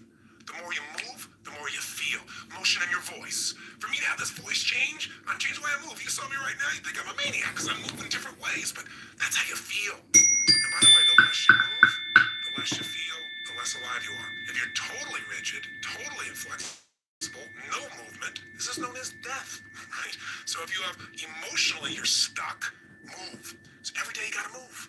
Now that can be a simple, gentle form of exercise, but it's something that's gotta happen. And by the way, want a great relationship with anybody, what do you gotta have? Some time with them, don't you? How about you? How about you? And not only do you have to have time with them, but maybe have a conversation with them. And most of us got conversations in our head, but we're not directing them. So I'm gonna show you each day how to have a conversation that you direct. A way of directing your mind, of shaping your mind, of conditioning your mind. It's kind of like going to the gym and just getting in the best shape of your life, but it's the best mental, emotional, spiritual, physical shape. And you don't need me to do it. I don't have to follow you around the rest of your life. This is going to be something you're going to do for yourself. I'll be here for the first 7 days or 14 if you decide to do these 2 weeks with me. And if you want to visit with me again, great. Or come see me in a seminar. I'd love to meet you, but you don't need me. I'm not here to create dependency. I'm here to remind you what you know is true, just to create some habits that will create the result you want. So, how does it work? Well, let's do this first. It's time for you to make some discoveries. The quality of your life is the quality of the consistent emotions you experience. I'll say that again. How you feel is your life. What are the feelings you have on a consistent basis? So I'm going to ask you, just take a moment. And if you have our journal there, you can do it in a journal. You can do it on a piece of paper. You don't make it rules-driven. Just do it. Don't just do it in your head. I want you to write down all the emotions you experience in an average week. And on one side, write all the good ones. The other side, all the bad ones. Now, when I say bad ones, there really are no bad emotions, but the ones that are painful and you don't like. So all I want you to do is write them down. And when you write them down, try not to edit it. Don't try and say, well, just do it this way. If you experience this emotion on a consistent basis, doesn't mean every day, but at least once a week, write it down. The ones you consistently feel, not the one once in a while you feel this feeling, because what this is going to tell us is where you're really living right now. This doesn't tell me your income. I don't care. But I care about what you're passionate about. I care about what hurts you. I care about what you love. I care about what moves you. And you do too. And you don't have to tell me the what's. Let's just figure out the feelings first. So please take a moment right now, because now we're going to begin to stop talking and we're going to start the process of doing. First step here is let's figure out where you are. Write down now. On one side, all the emotions you consistently feel in a week that are positive. On the other side, all negative. So stop the tape right now, or if it's a CD, just pause it and get yourself to this right now. Go ahead. Are you still listening? I'm not going to continue until you do this. Come on here. You got to get that right. Don't just listen. Okay, if you're in your car and you say you can't do it, then turn off the CD or tape, stop it, pause it, and do it in your head at least. Or pull the car over. You're worth figuring out where you are. Cars are going to go by. You're going to drive the rest of your life. You're still going to get there. It'll take 3 minutes. Come on, be one of the few to pull over. That's it. Pull over right now. Sit down and write this out just for a second. I promise you it'll be worth it. Go ahead and do it. Do it right now. Here's the second part of the triad. The second part is the pattern of focus and belief, and they relate to one another. See, whatever you focus on, you're going to feel whether it's true or not. Have you ever had an experience where somebody did something, or you thought somebody did something? Even better example. You heard, you thought, and you thought they did it to take advantage of you. And as you focused on that, you got angry or sad or hurt. And then later on, you found out you were dead wrong, that either they never did it, it wasn't true, or that wasn't their intent, and you felt bad about it, or you felt embarrassed. How can that be? Because whatever we focus on, we feel, whether it's true or not. Focus equals feeling, just like the way you move affects your feeling. See, right now, if I said to you, what are you juiced about in your life? What could you be excited about? If you really wanted to be excited in your life right now, what could you be excited about? Or what are you proud of? Or could you be proud if you wanted to be proud? Or who in your life do you really love? Who loves you? Think about it for a moment. Who do you really love? Who loves you? By the way, how does that feel when you focus on or you think about someone you love? See, whatever you focus on, you're going to feel. If you want them to Focus succeed, equals reality to the if you want them to individual, have joy, even though it's not reality in actuality. I'll say that again. Focus equals reality to the individual, even though it's not reality in actuality. That's a complicated way of saying whatever you focus on, you're going to feel, whether it's true or not, because your brain doesn't know the difference between something you vividly imagine, that's called focus on, or something you actually experience. It's very powerful. If you use this to your advantage, it means something very simple. How fast can you change how you feel? As fast as you change your focus. As fast as you change the way you move. See, right now, if you're focused on something that's really upsetting or something you're worried about or something you're fearful about, you're going to feel those feelings. If you focus on something you're really grateful for, you're going to feel a totally different set of feelings. See, you are in control and you can change your feelings in an instant. The problem is we don't believe we can change that fast. And the second problem is we have patterns of doing this, don't we? We tend to, like, on a regular basis, focus on what overwhelms us or focus on what we're upset with in our spouse or focus on why we failed in the past. And if you keep focusing on things where you didn't succeed, guess what? You're going to feel like a failure. And when you feel like a failure, you're not going to take action to make things better. You can't build on the past that doesn't work. But you can also focus on what you want, on what you want to create. You can focus on the solution. Hey, when you got a problem, everybody's got problems. But 95% of your time is got to be spent on the solution. 5% of the problem. Most of us spend all the time describing the problem more and more and more and more detail. And we wonder why we feel overwhelmed. Focus is the secret key to changing, and you can do it in an instant. One way to change your focus is to change the third thing, your language patterns. See, all day long we're thinking. What's thinking? All day long you're asking and answering questions with yourself. Should I do this? What does this mean? Why is this? Where is this going on? That's what initiates thinking, is a question. You know what the problem is? We have patterns of questions we ask that don't serve us. Some of us ask questions like, how come this always happens to me? Well, it doesn't always happen to you, but if you ask a lousy question like that on a regular basis, your brain goes, because you're an idiot. You know, how come I can never lose weight? Well, you can lose weight, but ask a lousy question, ask and you shall what? You receive. How come I can never lose weight? Your brain says, because you're a pig. You know, come up with a better question for God's sake. See, questions direct us. Questions are a form of language. And if you want to change your life, one of the things I have people discover is what questions you're asking. And also, what phrases do you say a lot? Because phrases hypnotize us. We have certain words by themselves that'll change the way you feel. If somebody says to you, hey, listen, I think you're mistaken about that. You might have one feeling. They go, you're wrong. You feel something very different just by the language. If somebody says you're lying, you have a whole different feeling, don't you? One word can change the way you feel when someone else speaks it to you. The words you select, powerfully effective. And I don't mean just being positive and doing the Stuart Smalley thing where you've got positive self-talk, right? And you say, I'm good enough, I'm strong enough, and by golly, people are like, no. I mean, noticing the habit of the words and the emotions they create. And then the third part of language is the phrases that you say with such emotional intensity that you start to believe them. We call those incantations. An incantation is like, if you remember studying mythology, you know, a sorcerer would tell a prince over and over again a phrase over and over again with such intensity that he'd be hypnotized and he'd think that he was a frog. And so, of course, he was a frog. That's what he experienced. We experience whatever we focus on. We feel whatever we picture. We feel whatever we say to ourselves. We feel whatever we do with our bodies. Those are the three patterns. If you change those three patterns, any one of the three, you're going to change how you feel. If you change all three, you're going to radically change how you feel. If you change the pattern of how you use your body. Immigrants over big I'll be the first. When I get elected governor, I'll still be a cop, certified. If you change the pattern of what you say to yourself with the emotional intensity you say it, you're going to change the pattern of how you feel. Police officer 2 years and I'm a very godly man. I feel that way. What do I do with my body when I'm in that state? I will defend. Let's start by saying, when I'm feeling that good, what do I focus on? What do I really focus on? And by the way, what does it mean to me when I focus on it? Because you can focus on something and one person looks at it and says, because that happened, that's why I can never be close to another man or woman in my life. That's why I can never trust again. And somebody else had the same experience. They go, you know, because that happened, you know what? strongly So much about myself. Because that happened, I appreciate the person I'm with now so much. You can't have a foreground without a background. Right? That's the secret to life. See, one person believes their life is over because something's happened. They gave it that meaning. Somebody else says, God's challenging me. It's time to go to the next level. We have absolute choice. We have absolute control about how we feel. And whatever feelings we put in our lives on a regular basis will determine the quality of our lives. So you can have frustration, anger, upset, overwhelm, insecurity.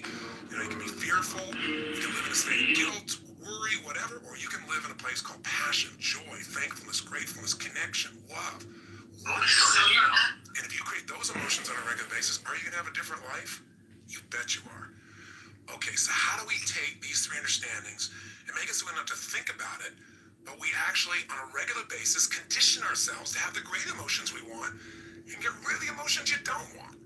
Well, first step is awareness. See, next time you start to feel like, oh, I'm so frustrated, I'm so angry about this, notice what you're doing with your cheeks. What are you doing with your mouth? What happened to your breathing just now to do that? What's happening to your eyebrows? Are you tightening your fingers in your hands? Because we all have very specific things we do to get into our version of anger or frustration or tired or overwhelmed. Does that make sense? Just notice what's happening in your body. Say, okay, I'm not breathing. That's a clue. Let me start with a little change there. My mouth is so tight I can't even talk. That might be a clue why you're a little uptight. So loosen your jaw. Second thing, okay, what am I focusing on? I'm focusing on how, this isn't working. Now, to help you understand the belief part, ask yourself, in order to feel this way, what would I have to believe? In order to be frustrated, what would I have to believe? I have to believe that it should be better than it is, and it's not, and it's not working. Well, maybe it isn't working, but is that going to help you to focus on it isn't working? Let's focus on what we can do. Or if you say, I feel like it's hopeless because in order to feel hopeless, I have to believe that there's nothing I can do. Is that really true? Is there's nothing you can do? Or are you just caught up in a state? Or are you just caught up in a pattern? See, if you ask yourself, what do I have to believe to feel this way? It'll help you to break that part of the triad, because you'll start to say, yeah, that isn't really even true. All right, so that'll help you there. Third part of awareness is say, okay, what am I saying to myself? Why do they do this? How come they always do these things? Why don't they ever listen? Well, I'm asking a lot of lousy questions, because they may listen sometimes when I'm saying they don't. I'm saying it with total intensity. Of course I'm going to feel bad. Let me change what I'm saying. Let me change what I'm asking. How can I turn this around? What do I need to focus on to make this work? What's the truth here? Maybe I can't control it all, but I can control what it means to me. What does this really mean?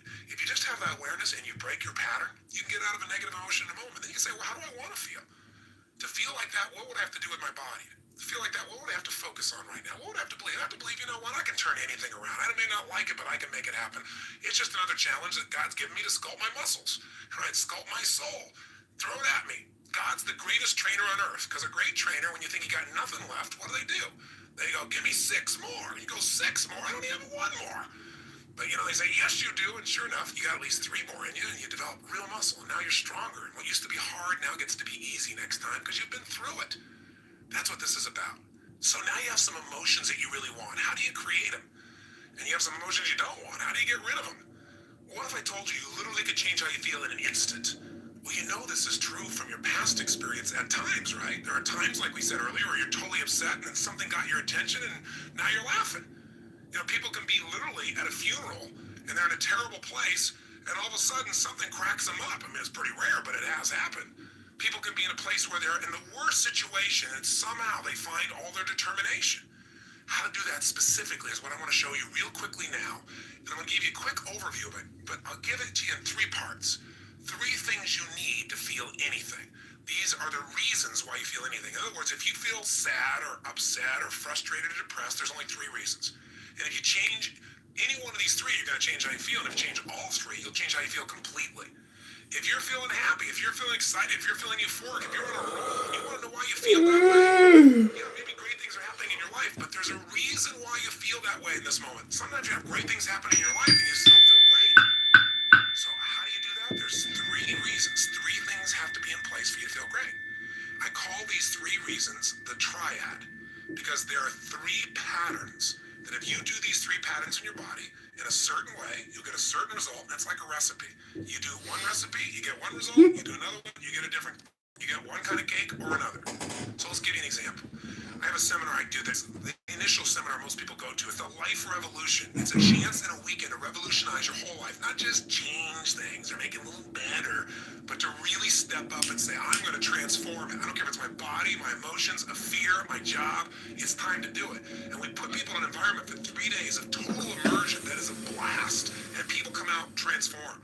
That process, though, very often, well, the first things I'll do is I'll ask people, what do you really want? Just I'll take people in the audience. They got 1,500, 2,000 people in that type of program usually, and they'll say, oh, well, I want to make, $1 million. I want to make $1 billion. I want to help my kids get through school. I want to have more confidence. I want to lose 57 pounds. I say, okay, great.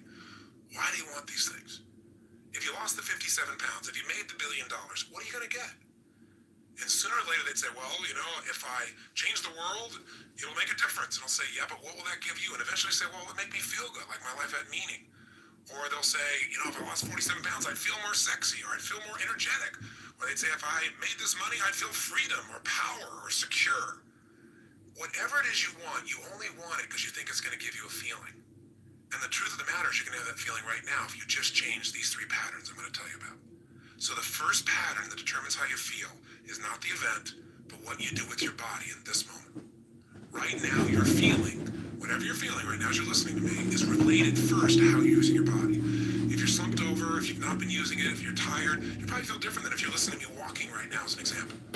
Now, I'll give you a more specific example. If I were to tell you that there was a depressed person behind curtain number 1 over here, and for a $100,000 donation to your favorite charity, if you could describe them physically without seeing them, I bet you could do it, couldn't you?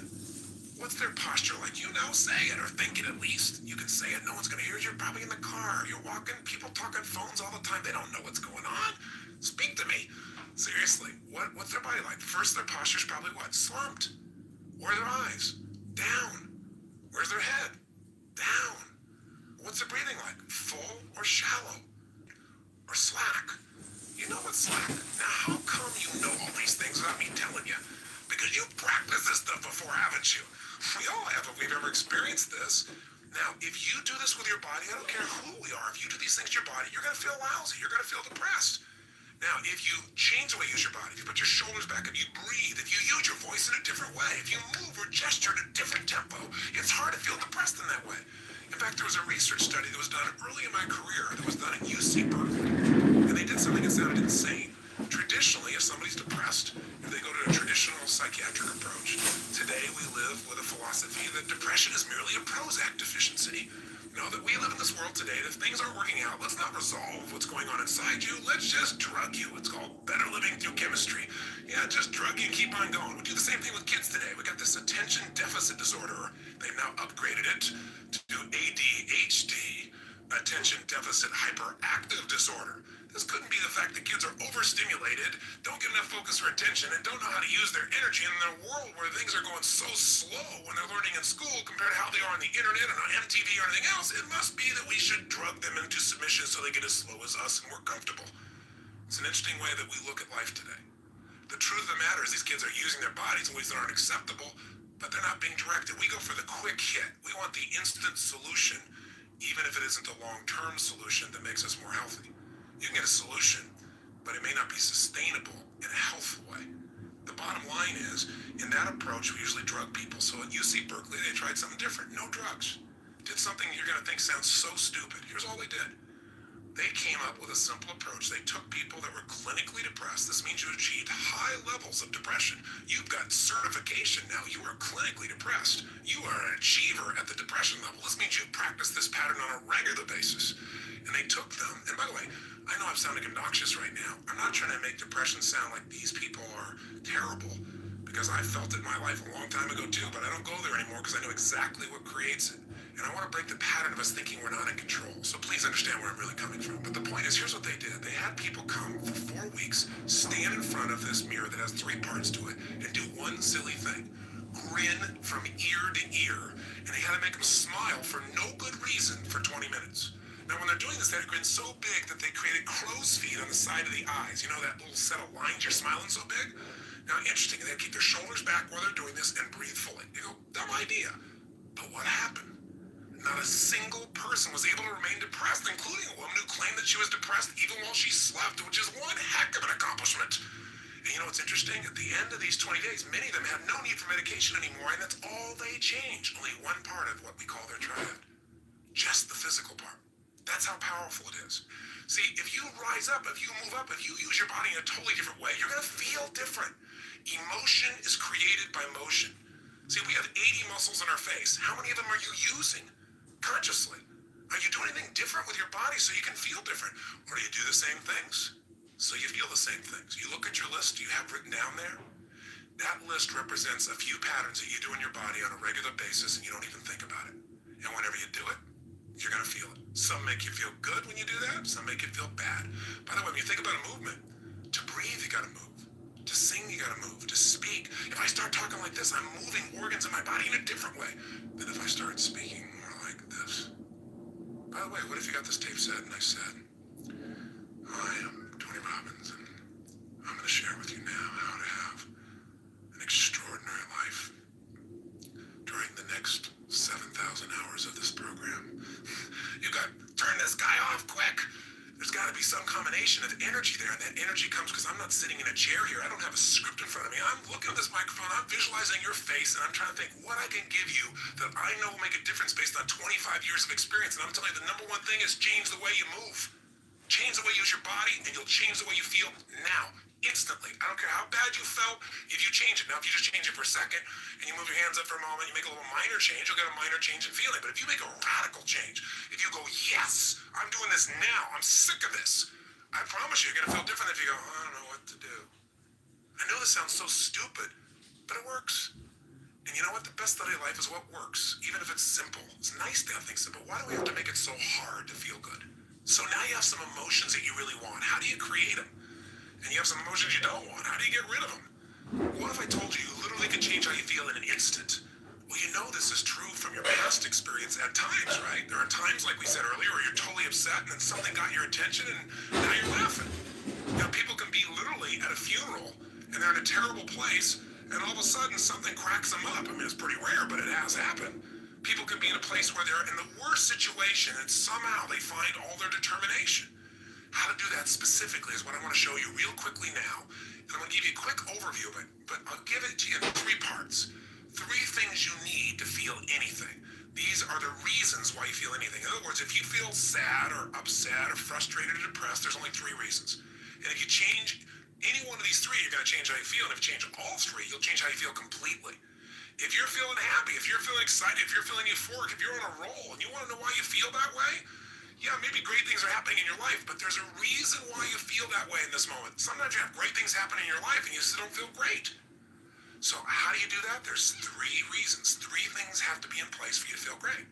I call these 3 reasons the triad because there are 3 patterns that if you do these 3 patterns in your body in a certain way, you'll get a certain result, and it's like a recipe. You do one recipe, you get one result. You do another one, you get a different result. You get one kind of cake or another. So let's give you an example.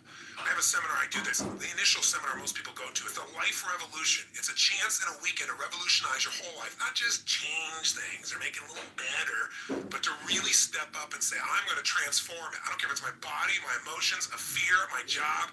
It's time to do it. And we put people in an environment for 3 days of total immersion. That is a blast. And people come out transformed. That process, though, very often, well, the first things I'll do is ask people, what do you really want? Just I'll take people in the audience. We got 1,500, 2,000 people in that type of program usually, and they'll say, oh, well, I want to make, $1 million. I want to make $1 billion. I want to help my kids get through school. I want to have more confidence. I want to lose 57 pounds. I say, okay, great. Why do you want these things? If you lost the 57 pounds, if you made the $1 billion, what are you going to get? And sooner or later they'd say, well, if I change the world, it'll make a difference. And I'll say, yeah, but what will that give you? And eventually say, well, it'll make me feel good, like my life had meaning. Or they'll say, if I lost 47 pounds, I'd feel more sexy, or I'd feel more energetic. Or they'd say, if I made this money, I'd feel freedom or power or secure. Whatever it is you want, you only want it because you think it's going to give you a feeling. And the truth of the matter is you're going to have that feeling right now if you just change these 3 patterns I'm going to tell you about. So the first pattern that determines how you feel is not the event, but what you do with your body in this moment. Right now, you're feeling, whatever you're feeling right now as you're listening to me, is related first to how you're using your body. If you're slumped over, if you've not been using it, if you're tired, you probably feel different than if you're listening to me walking right now as an example. Now, I'll give you a more specific example. If I were to tell you that there was a depressed person behind curtain number 1 over here, and for a $100,000 donation to your favorite charity, if you could describe them physically without seeing them, I bet you could do it, couldn't you? What's their posture like? Say it, or think it at least. You can say it, no one's going to hear you. You're probably in the car. You're walking, people talking phones all the time. They don't know what's going on. Speak to me. Seriously, what's their body like? First, their posture's probably what? Slumped. Where are their eyes? Down. Where's their head? Down. What's their breathing like? Full or shallow? Of course it's shallow. Their facial expression, up and tight or slack? You know what's slack. Now, how come you know all these things without me telling you? Because you've practiced this stuff before, haven't you? We all have if we've ever experienced this. Now, if you do this with your body, I don't care who we are, if you do these things with your body, you're going to feel lousy. You're going to feel depressed. Now, if you change the way you use your body, if you put your shoulders back, if you breathe, if you use your voice in a different way, if you move or gesture at a different tempo, it's hard to feel depressed in that way. In fact, there was a research study that was done early in my career that was done at UC Berkeley. And they did something that sounded insane. Traditionally, if somebody's depressed, if they go to a traditional psychiatric approach, today we live with a philosophy that depression is merely a Prozac deficiency. You know, that we live in this world today, that things aren't working out. Let's not resolve what's going on inside you. Let's just drug you. It's called better living through chemistry. Yeah, just drug you and keep on going. We do the same thing with kids today. We got this attention deficit disorder. They've now upgraded it to ADHD, attention deficit hyperactive disorder. This couldn't be the fact that kids are overstimulated, don't get enough focus or attention, and don't know how to use their energy in a world where things are going so slow when they're learning in school compared to how they are on the internet and on MTV or anything else. It must be that we should drug them into submission so they get as slow as us and more comfortable. It's an interesting way that we look at life today. The truth of the matter is these kids are using their bodies in ways that aren't acceptable, but they're not being directed. We go for the quick hit. We want the instant solution, even if it isn't the long-term solution that makes us more healthy. You can get a solution, but it may not be sustainable in a healthful way. The bottom line is, in that approach, we usually drug people. So at UC Berkeley, they tried something different. No drugs. Did something you're going to think sounds so stupid. Here's all they did. They came up with a simple approach. They took people that were clinically depressed. This means you achieved high levels of depression. You've got certification now. You are clinically depressed. You are an achiever at the depression level. This means you practice this pattern on a regular basis. And they took them, and by the way, I know I'm sounding obnoxious right now. I'm not trying to make depression sound like these people are terrible, because I felt it in my life a long time ago too, but I don't go there anymore because I know exactly what creates it. And I want to break the pattern of us thinking we're not in control. So please understand where I'm really coming from. But the point is, here's what they did. They had people come for 4 weeks, stand in front of this mirror that has 3 parts to it, and do one silly thing. Grin from ear to ear. And they had to make them smile for no good reason for 20 minutes. Now, when they're doing this, they had to grin so big that they created crow's feet on the side of the eyes. You know that little set of lines you're smiling so big? Now, interesting, they keep their shoulders back while they're doing this and breathe fully. You go, dumb idea. But what happened? Not a single person was able to remain depressed, including a woman who claimed that she was depressed even while she slept, which is one heck of an accomplishment. And you know what's interesting? At the end of these 20 days, many of them had no need for medication anymore, and that's all they changed. Only one part of what we call their triad. Just the physical part. That's how powerful it is. See, if you rise up, if you move up, if you use your body in a totally different way, you're going to feel different. Emotion is created by motion. See, we have 80 muscles in our face. How many of them are you using consciously? Are you doing anything different with your body so you can feel different? Or do you do the same things so you feel the same things? You look at your list you have written down there. That list represents a few patterns that you do in your body on a regular basis and you don't even think about it. And whenever you do it, you're going to feel it. Some make you feel good when you do that. Some make you feel bad. By the way, when you think about a movement, to breathe, you got to move. To sing, you got to move. To speak. If I start talking like this, I'm moving organs in my body in a different way than if I start speaking more like this. By the way, what if you got this tape set and I said, I am Tony Robbins, and I'm going to share with you now how to have an extraordinary life during the next 7,000 hours of this program. You got to turn this guy off quick. There's got to be some combination of energy there, and that energy comes because I'm not sitting in a chair here. I don't have a script in front of me. I'm looking at this microphone. I'm visualizing your face, and I'm trying to think what I can give you that I know will make a difference based on 25 years of experience. And I'm telling you, the number one thing is change the way you move. Change the way you use your body, and you'll change the way you feel now. Instantly. I don't care how bad you felt, if you change it. Now, if you just change it for a second and you move your hands up for a moment, you make a little minor change, you'll get a minor change in feeling. But if you make a radical change, if you go, yes, I'm doing this now, I'm sick of this, I promise you're going to feel different if you go, I don't know what to do. I know this sounds so stupid, but it works. And you know what? The best study of life is what works, even if it's simple. It's nice to have things simple. Why do we have to make it so hard to feel good? So how are we going to do this? Well, the first way I did this years ago is I created a product called Personal Power. You probably saw it on TV because I obliterated the airways with it, and I was on television every 30 minutes, 24 hours a day for more than 10 years consistently, somewhere in North America, the United States or Canada. That's an actual statistic. And so 35 million of my tapes and CDs went out there, and people used them to change their lives. And the greatest gift of my life today is every day of my life, no exaggeration, my friend, every day, I have people come up to me. And some days it's a dozen or more, some days it's 2 or 3, but I don't miss a day if I'm in the public. And people tell me about how this work has changed their life. And usually say, thanks, coach. If they say you did it, I always remind them, no, you did it. I was just there as a good friend, kind of reminding you of what you already know, because learning is remembering. Socrates said that centuries ago, and it's the truth. You know this stuff, but when do we take the time for ourselves to actually focus on it? So I'm your excuse to focus on you and give yourself the gifts you deserve. I'm no special guy. I've just spent years doing this stuff, just like whatever you're doing, I'm sure you've mastered it. If you've done it for years and every day you held yourself to a higher standard, I'm sure you can teach me in that area. So thank you for the privilege of letting you share my point of view here. And by the way, you don't have to agree with everything I say. I don't expect it. I'm not here to be your guru. Take what makes sense to you and use it. What you don't, say, that guy's nuts and throw it away. But know that whatever is here that's valuable, you gotta act on. You gotta follow through on. So how do we get ourselves to do that? Well, with Personal Power, I created a 30-day program. And that program's gotten results from people, as I say, all over the earth. And it's pretty famous, and you may even know somebody that's used it. Maybe that's one of the reasons you picked up this program. Maybe you didn't see an infomercial. Maybe a friend said, you gotta do this. Well, however you got here, why did I change it? Well, I'll tell you why. I started doing focus groups, and the product was still selling like crazy, and I thought, I want to reach even more people. Who are we missing? Instead of saying, wow, look how successful we are, how do we get to people we're not reaching? And we do these focus groups, and they'd say, well, do you not believe that, Tony Robbins is real? And the majority of the time they said, no, I believe he's sincere. I believe he's a real guy. Do you not believe that people get results? No, I'm sure those people got results, and then they'd say things like, they just don't have the time. And I think, what do you mean the time? And they'd say, 30 days. I'd say, 30 days to change your whole life? Are you nuts? I mean, you're not worth that. It's not even a whole day. It's 45 minutes, an hour, maybe a day or 90 minutes, for God's sakes. I was frustrated thinking, God, these people really think this way, but we live in that nanosecond culture. Remember the old days you were taught that all this technology was going to transform the world, we're going to have all this free time? I don't know about you, but it hasn't worked out too well for me. I mean, most people got themselves a Palm Pilot so they can answer email wherever they are. They don't have to go home and sit on the computer. They can do it everywhere. They got their beeper. They got their cell phone. Many days, things are all put together with a camera and music simultaneously these days. I mean, we are constantly responding to the demands of the environment and rarely taking the time to decide what we really want. And whenever you react to stimulus, you're not in control. And when you're not in control, you're not going to stay happy.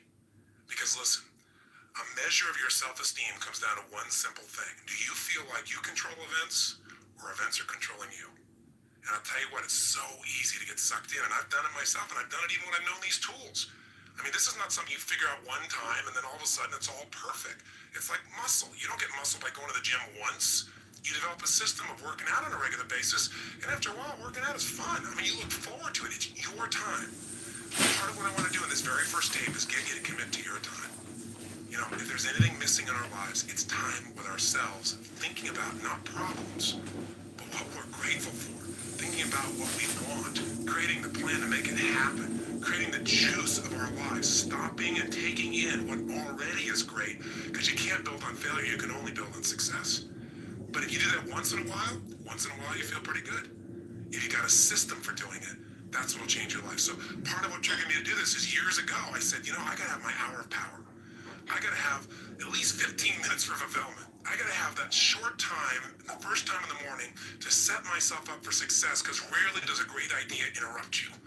Rarely does beauty just suddenly surround you and engulf you. You have to stop and notice and appreciate it. You gotta seek it out. You gotta schedule it. Everybody talks about things, and I tell people when they plan their life, I said, talk's cheap. You talk about it, it's a dream. When you start to envision things, it gets exciting. When you start to get a plan, it's possible. But when you schedule it, it's real.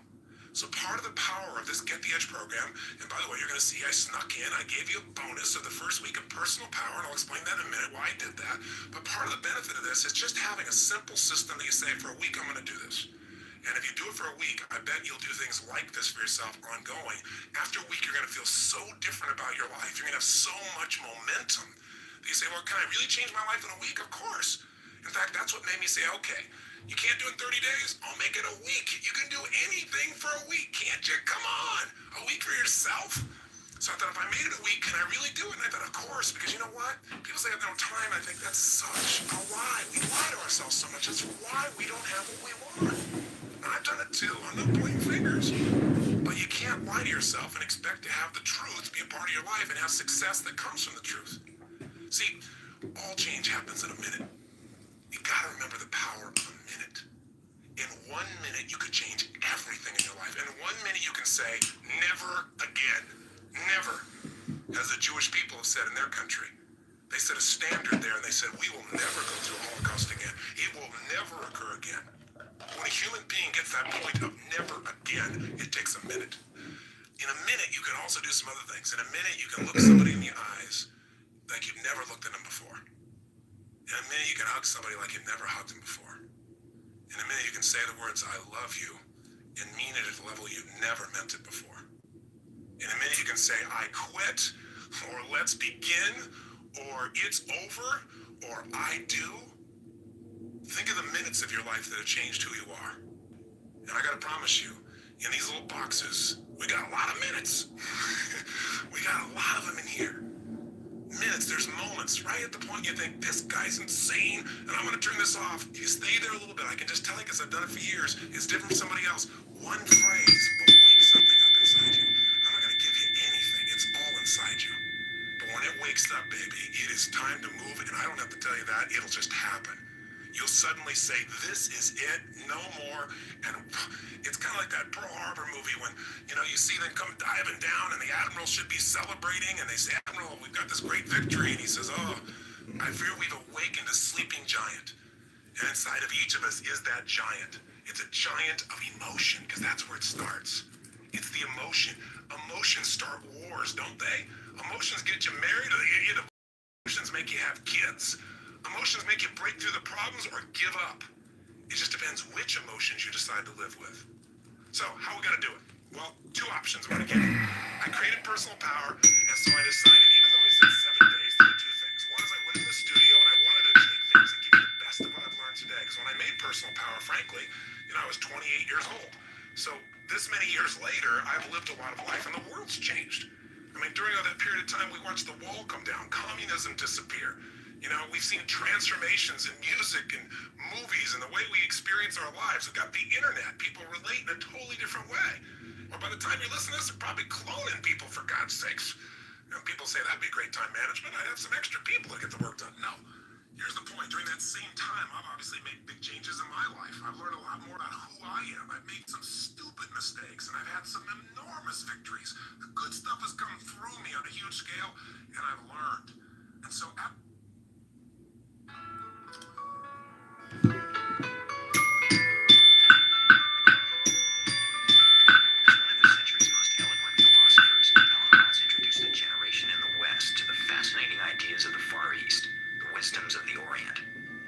In the 1960s and early 70s, he lectured throughout the English-speaking world and was recorded in a variety of settings, from seminars aboard his ferry boat, the Vallejo, in Sausalito, California, to keynote addresses at major universities. The author of books on Christian theology, psychology, ecology, and Eastern religion, including his classic The Way of Zen, Watt's scholarship is deep and timeless. However, it is also his wit and playful approach to life that endears him to us today. It has become extremely plausible that this trip between the maternity ward and the crematorium is what there is to life. And we still have, going into our common sense, the 19th century myth, which succeeded the ceramic myth in Western history. I call it the myth of the fully automatic model. Man is a little germ that lives on an unimportant rock ball that revolves about an insignificant star on the outer edges of one of the smaller galaxies. But on the other hand, if you think about that for a few minutes, I am absolutely amazed to discover myself on this rock ball, rotating around a spherical fire. It's a very odd situation. And the more I look at things, I cannot get rid of the feeling that existence is quite weird. I know that. See, a philosopher is a sort of intellectual yokel who gawks at things that sensible people take for granted. And sensible people, existence is nothing at all. I mean, it's just basic. Just go on and do something. See, this is the current movement in philosophy. Logical analysis says you mustn't think about existence. It's a meaningless concept. Therefore, philosophy has become the discussion of trivia. No good philosopher lies awake nights worrying about the destiny of man and the nature of God and all that sort of thing, because a philosopher today is a practical fellow who comes to the university with a briefcase at 9 and leaves at 5. He does philosophy during the day, which is discussing whether certain sentences have meaning and if so what. And then he would, as William Earl said in a very funny essay, he would come to work in a white coat if he thought he could get away with it.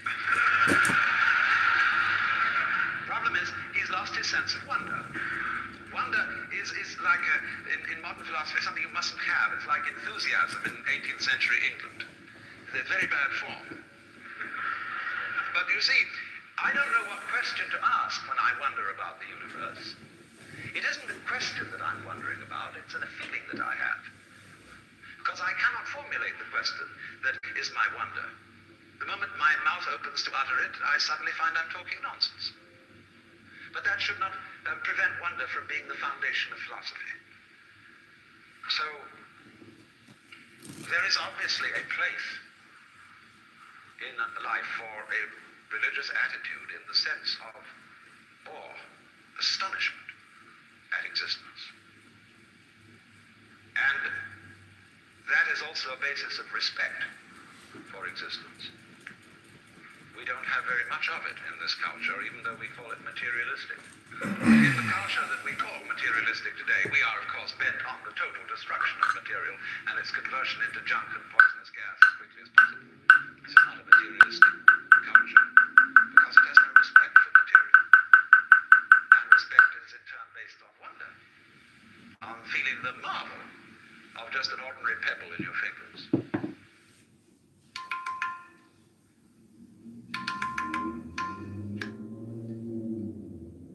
Look, here is a tree in the garden, and every summer it produces apples, and we call it an apple tree, because the tree apples. That's what it does. All right. Now here is a solar system inside a galaxy. And one of the peculiarities of this solar system is that at least on the planet Earth, the thing peoples. In just the same way that an apple tree apples. Now maybe 2 million years ago, somebody came from another galaxy in a flying saucer and had a look at this solar system. And they looked it over and shrugged their shoulders and said, just a bunch of rocks. And they went away. Later on, maybe 2 million years later, they came around and they looked at it again. And they said, excuse me, we thought it was a bunch of rocks, but it's peopling. And it's alive after all. It has done something intelligent.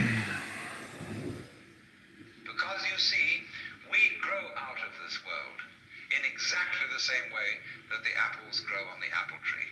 If evolution means anything, it means that. But you see, we curiously twist it.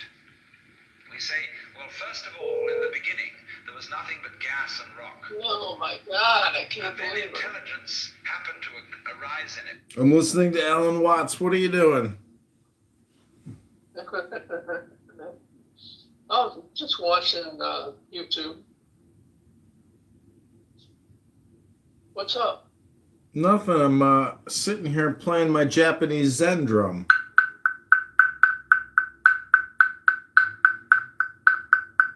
Just breathing. I even have a little fan, a Japanese fan here.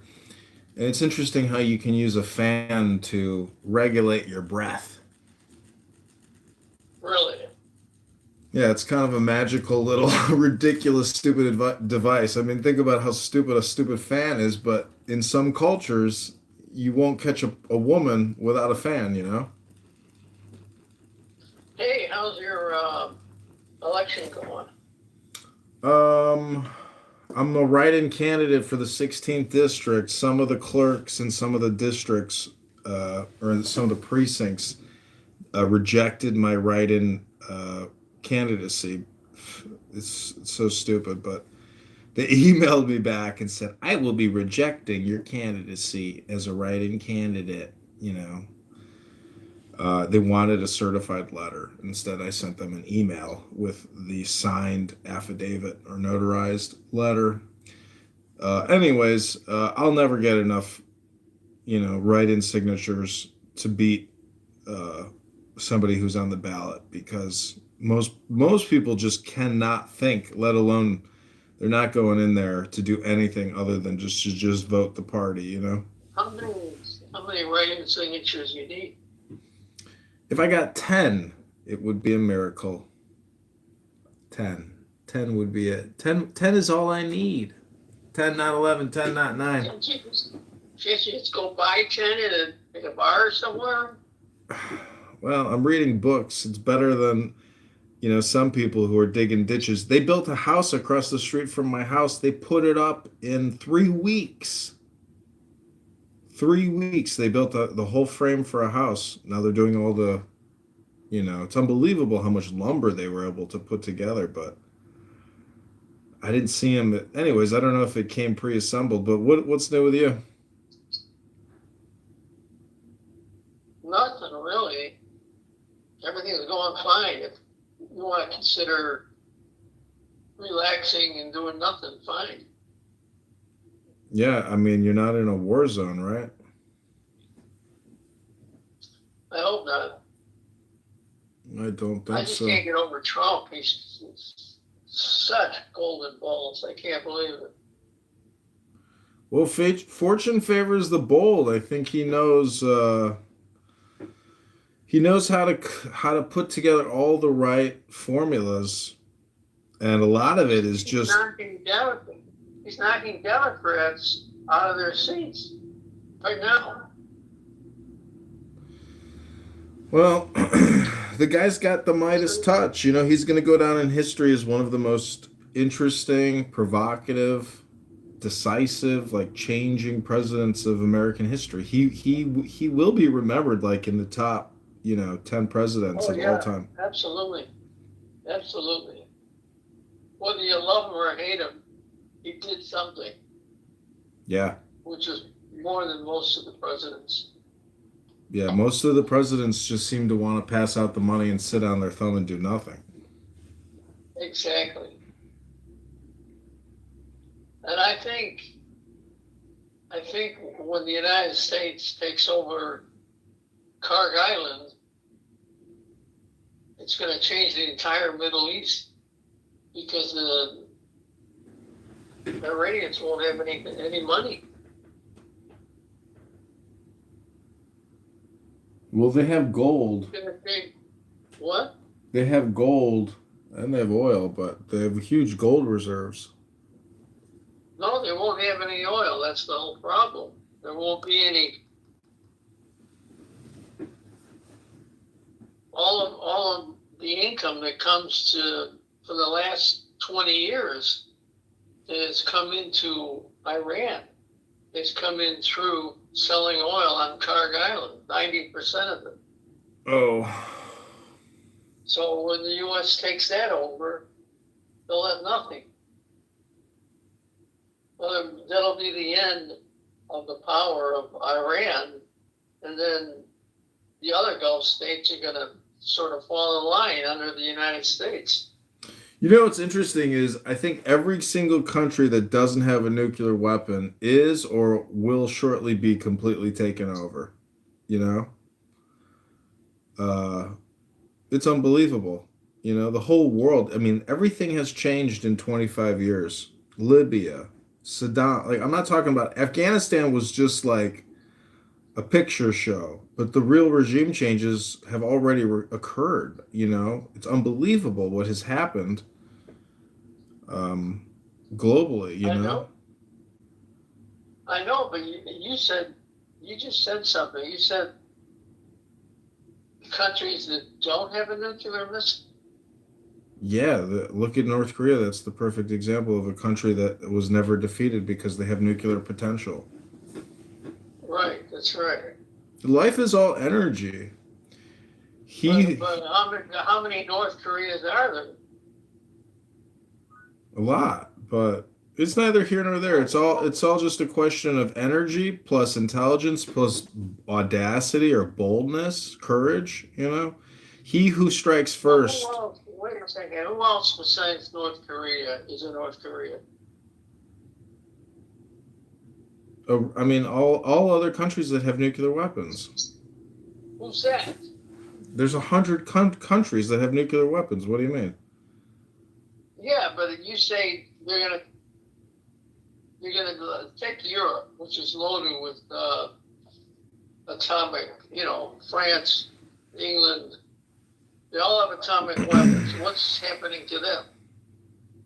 Countries with atomic bombs is that's what I'm saying is because of mutually assured destruction, you will never you will never see a regime change operation unless it's a country that does not have a nuclear bomb. I'm just putting it in a double negative. I see what you're saying. Yeah.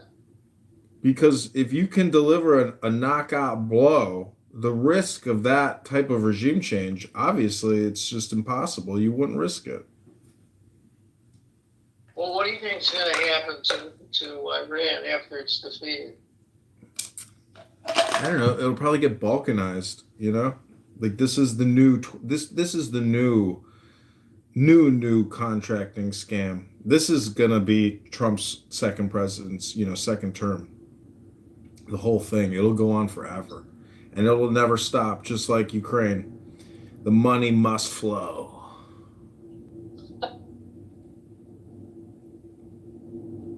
There was a guy I knew that used to say that all the time on YouTube. It's the new Ukraine war front. I mean, and it's all becoming high tech. Oh yeah, high tech is an understatement. Without ultra high tech, I don't think the U.S. would have won this war.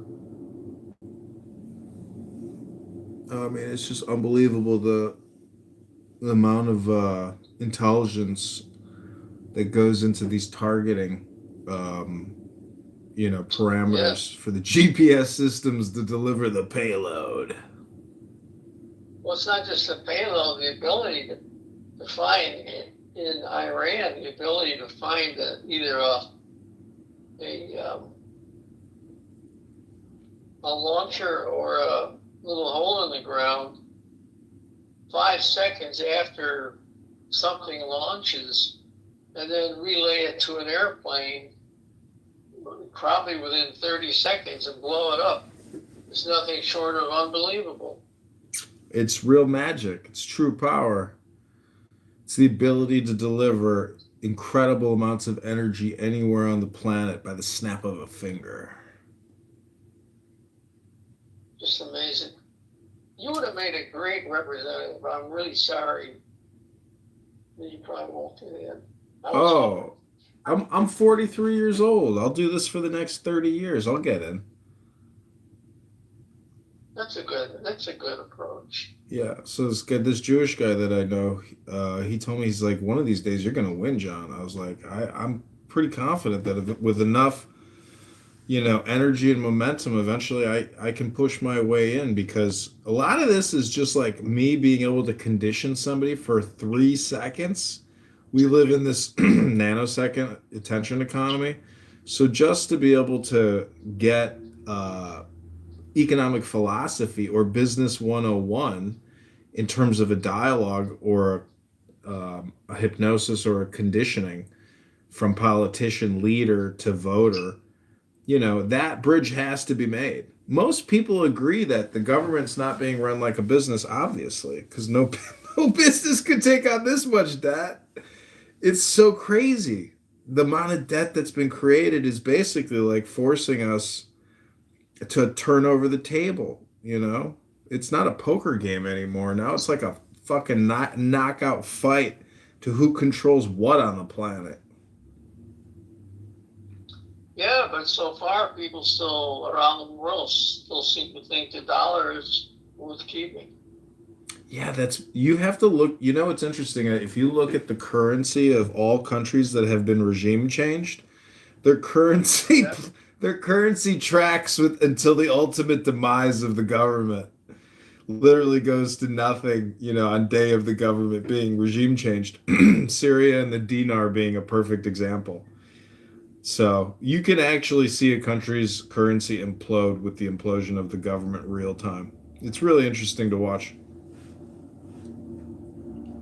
So what Well, I'm it doesn't look like the U.S. is going to implode anytime soon. exactly, that's my point, is that if you're an international investor, the US dollar is by far has the greatest long-term value of any country that I can think of because you've been to DC, I've been to DC, and until that place gets taken over, and even then the government will continue to exist outside of DC. So we got a huge moat.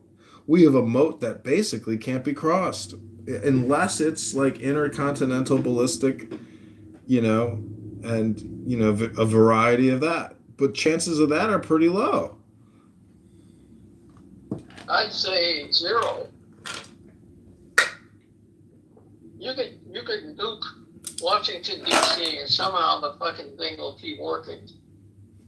Well, they already have that underground bunker in West Virginia or whatever, the continuity program for the government. Yeah, I know. So that's Yours is like yours is like a cockroach. You can cut the head off a cockroach, and it keeps operating for a month, just like you had a head. It doesn't seem to bother it that it has no head. well, there's a lot of ways to look at it, but either way, somebody told me once in the government, it's better to be on this side of the fence than that side of the fence. I was like, yeah, you're right about that. Well, you know that, but hell. But, you know, I found a better answer to that question or riddle. It's to actually be on the post in the middle, meditating, not on either side. That's where the real balance is, philosophically, you know. Yeah, I don't know what that means pragmatically. It just means there's not a speck of dust out of place in the whole universe. You're the eternal dancer, and you don't have to worry about your future. That's what it's saying.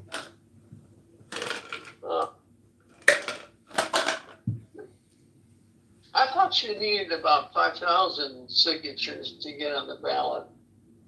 For Congress? Yeah. No, in the district I ran in, it's 1550. I turned in 1650. A lot of them were out of district, and they still spread a lie saying that it was fraudulent signatures. And you know, if we called the girl who got the signatures, that girl would tell you they were not fraudulent, and she'd be very insulted. But she made a lot of money off of me, you know, 1650 times $1.50. So she made, you know, $2,500. What's $1.50? A signature for a circulator. You gotta pay them? I'm confused. Yeah, what do you think? I'm running some kind of like political, you know, cult over here where people don't go out for signatures to get paid? I had to pay $1.50 a signature. So wait a minute. Let me get this straight. Somebody's on the street and you want to get a signature. No, you don't pay the voter. You pay the circulator. You pay the employee of the campaign going out to get you signatures. What? Oh, okay. Okay. Did you forget how business works? You mean life? Yeah. Jesus Christ. You know, it's so crazy that people think that way, but every time I discuss this, everybody thinks based on the way I say it, exactly the way you thought. Maybe it's the way I'm saying it, but anyways, yeah, it was still a success. Running, what's interesting is you're defined by your enemies, not necessarily your allies. So the fact that I've like thrown my hat in as a politician at the federal level, it's basically given me some clout. And I've built up a network of many different, social media accounts. So I shit post political opponents or people that we don't want getting into office. So now I've created like a political consulting shit posting company, basically. I'm not getting paid for it yet, but it would be nice to be compensated for my ability to influence the narrative and do basically, I would call it NLP advertisements. What does that stand for? Neuro linguistic programming or hypnosis advertising. It's amazing how much, what's funny is if you ask somebody, do you think advertising works? They would say nope.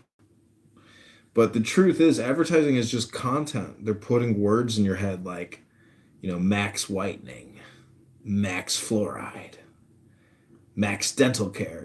So the whole thing is basically, there's a Wikipedia page called supernormal stimulus or super stimulus, meaning that all communication is advertising.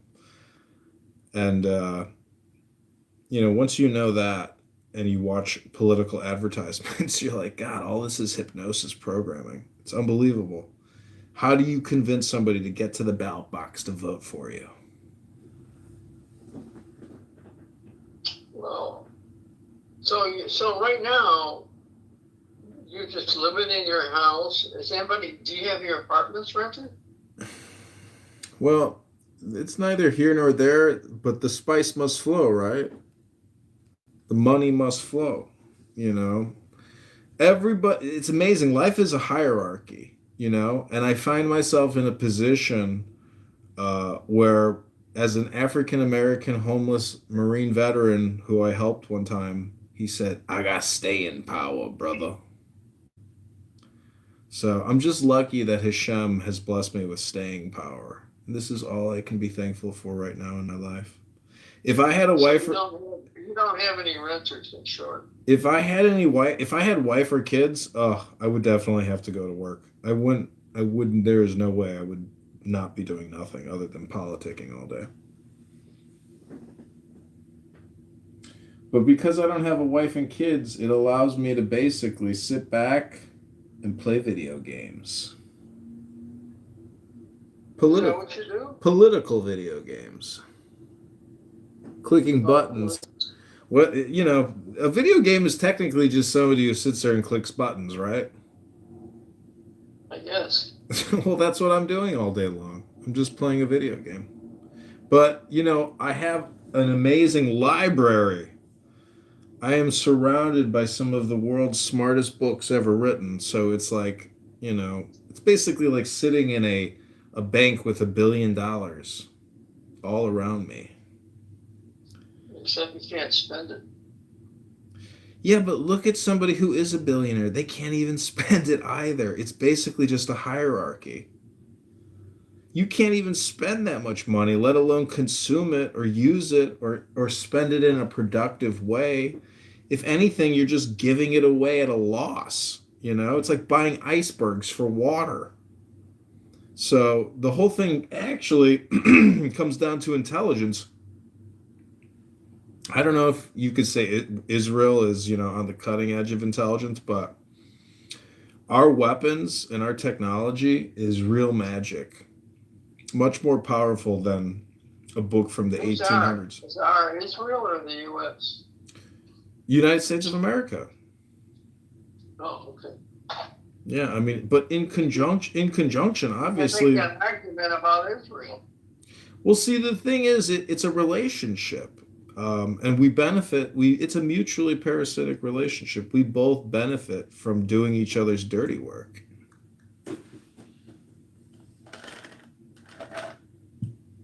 Everybody benefits. But, it's a question of for how long? Because when there's no more enemies, you know, then what? Then we have 100 years of peace. You know, it's peace is coming. Peace is right around the corner. Really? There's not going to be many more enemies left. Once Iran is taken out, the global order will be, you know, basically we'll go back in time 100 years. It'll be a huge reset. I mean, there's still going to be terrorism because there's crazy people. What about Russia and China? Do you think they're quitting? That's half the world. The rest of the world is the West, Europe and America, you know, and South America. I mean, basically, North America and South America is going to become, you know, its own hemisphere, you know, but we're still a small part of the planet. When you look at Eurasia and India and you know that there's billions and billions and 3 billion people living there, like they make the rest of the world insignificant. You know, 2 out of every fucking 5 people, 2.5 people, half the world is located in one spot of the world. That's crazy. You know, it's basically per capita. Do you know the GDP of China and India? It's now 2 to 1. Like we're insignificant. We're number 3. We're the 3rd biggest GDP on the planet. But and we're gonna just keep dropping because we're just gonna keep borrowing. We have to. We can't stop. But that's because we have the world's greatest military. It's just, you know, we have these fleets, these nuclear powered fleets of tremendous striking power with literally thermonuclear detonators that we can adjust to determine how much of an area we want to obliterate. It's all totally, you know, bitted up, zeros and ones as far as the eye can see. You can't stop us. I think we're like the Borg, you know, submit and be assimilated. That's it. There's no turning back. I mean, Trump crossed the Rubicon at 2 a.m. I mean, he has taken out the Ayatollah. He has taken out 80% of the executive committee. I mean, he has obliterated their military capabilities. And he's pounding them, you know, day and night and day. Have you heard the Trump Iran song? Trump what? There's a song somebody made, like this really creepy music video of Trump singing, you know, that he's going to bomb Iran night and day. No. It's from a famous 1980s, you know, music video, but it's really creepy. But it's a brilliant song, but it's so creepy. It's almost like nihilistic, you know. But I'm really glad that Trump did this because, you know, when you shed some light on the situation, you realize, oh my God, like, you know, thank God he did it because it would have only gotten worse, you know. Thank God. Well, he's either super brilliant or super stupid and he got lucky. I think a lot of it is luck because, you know, the whole Venezuela operation, the element of surprise, he has been able to capitalize on surprises in a way that only he, you know, could be. That's why I say it takes courage and boldness. Like only with his type of gambler's attitude could any of this have been possible. You know, look, they gave. If you go back, he wasn't really brilliant. He's filed bankruptcy 5 times, lost all his father's money. Now he's gained it back, but still. Mm-hmm. Well, you know, ups and downs and ups. There's, you know, it's just pure physics. But he came out on top. You know, this is the thing. It's like an addicted gambler. Did you ever see this movie? I think it was called like Mississippi Down and Out or something. This addicted gambler like rolls it up into the many, many millions in Vegas and then finally calls it quits at the end. It's an interesting movie. It's fun. But if he keeps it, yeah. I mean, keeping it at this stage of life is not an issue. But see, Trump knows. See, you talk as if Trump is like even in the top 1,000 or the top 10,000. He's a small time player financially, and that's why him and his sons are trying to position themselves to issue a new currency. And You couldn't call that. You couldn't call him a small time player. I mean, come on. he's huge, but he's not like Sergey Brin, 200 billion, Elon Musk, 400 billion, and then there's all these other people. Right, it's 200 billion. Oh, yeah. Yeah, that's what I'm saying. It's all image. Like Trump lives in your mind as like a King Solomon, but there's people with wealth so far beyond. Zuckerberg, he has a $300 million yacht and a $30 million follow-on yacht. That's 330 million just in a yacht. Do you know how much it is to maintain that monthly? He's got multiple mansions, underground bunkers. Like this is a man, who's already ruling the world in his own parallel society. It's just he controls the communication of the planet. Him and Sergey Brin, Larry Page, and Eric Schmidt, and the Google Corp. Like they're mind controlling the planet. They're censoring, they're the biggest censors on the planet. But we, huh? You left out Elon. Yeah, Elon too. I mean, X and what Elon does. I mean, Elon is the king of it all. He's the richest of them all. But everybody still has to obey the same laws, and there's natural laws you can't get around, like mortality. No one has yet invented, a successful way to prevent the same exit door for everybody. So, the prognosis and diagnosis for everyone is critical. It just doesn't matter. Like, that's what I'm saying. Like, the money is basically a hierarchy when it comes down to it. Because you're still stuck with making the same decisions, the same communications as somebody who's worth $400 billion. Yes or no? Yes or no? And then do you get angry over things? I've heard Elon Musk just scream like a madman, no peace of mind, just a lunatic. Pretty controlled every time I've seen him on YouTube. Well, I have him screaming, no Jew politics in here. No fucking Jew politics. I don't want to hear no Jew fucking politics. Like he's, he wants to control shit. And it's fun fucking with people who are control freaks. Well, I think the U.S. owes him a debt of gratitude, even on what's happening with Iran. They took 6,000 of his discs and spread them out in Iran.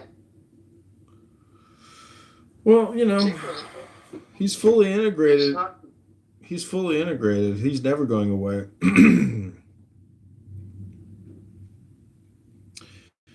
But, it is what it is. I like him. I'm not saying I don't like him. I mean, he's very funny. He's, but he must have brilliant guys that work for him because he can't be doing this all himself. Oh hell no! He's got thousands of the smartest people, fully working in autonomous teams. He plays so many video games. I swear to God, this is the thing. When you're that wealthy, you can create, networks of people where all you're looking at is reporting. You don't actually have to communicate with your thousands of workers. I mean, that's the beauty. Yeah, you have to give him leadership, and he's got to know what that leadership is all about some way. Well, the thing is, if they knew that their glorious leader is cooking steaks, farting, and burping all night long and playing video games all day long while his worker bees are working, that's why he does all of this under a fake name. Like, the guy doesn't work. He just plays video games all day long, Is that right? I'm not making this up. That's why facts are weirder than fiction. Like, I could show you his live stream. He records himself playing video games. And he has a YouTube channel and a big X following. And this is what I'm saying. Like, you think he's this, like, genius, right? Like, he's a Tesla? No. He's like everybody else. He still has to wipe his ass at 8 in the morning.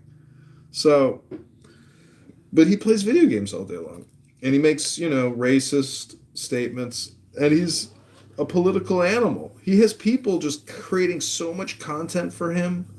It's unbelievable. He's helping a lot with conservative politics. He's basically a libertarian. He believes in limited government, and he thought he was part of a revolution. Ha! Turns out they can't stop spending, and so, that's his complaint. Is that the government will never stop spending 7 trillion plus a year. And it's just a quest and a competition now for how much you can get of that. Because that's where the real profit is coming from the thin air, from the Federal Reserve. Everybody is sucking at the tit of Jerome Powell. Wow.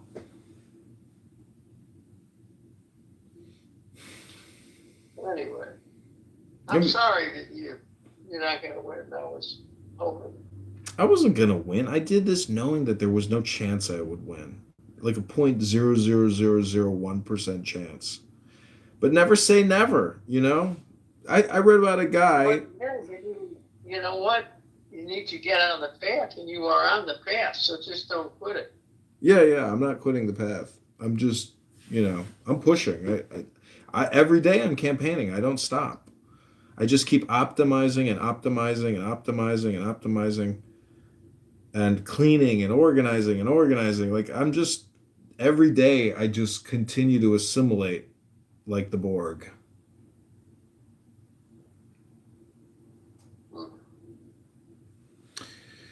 I should have gone to law school. Shoulda, woulda, coulda. Coulda, woulda, shoulda. But now I'm just a pro se lawyer. You know what the difference is between an attorney and a lawyer? Yeah, one passed the bar, one didn't.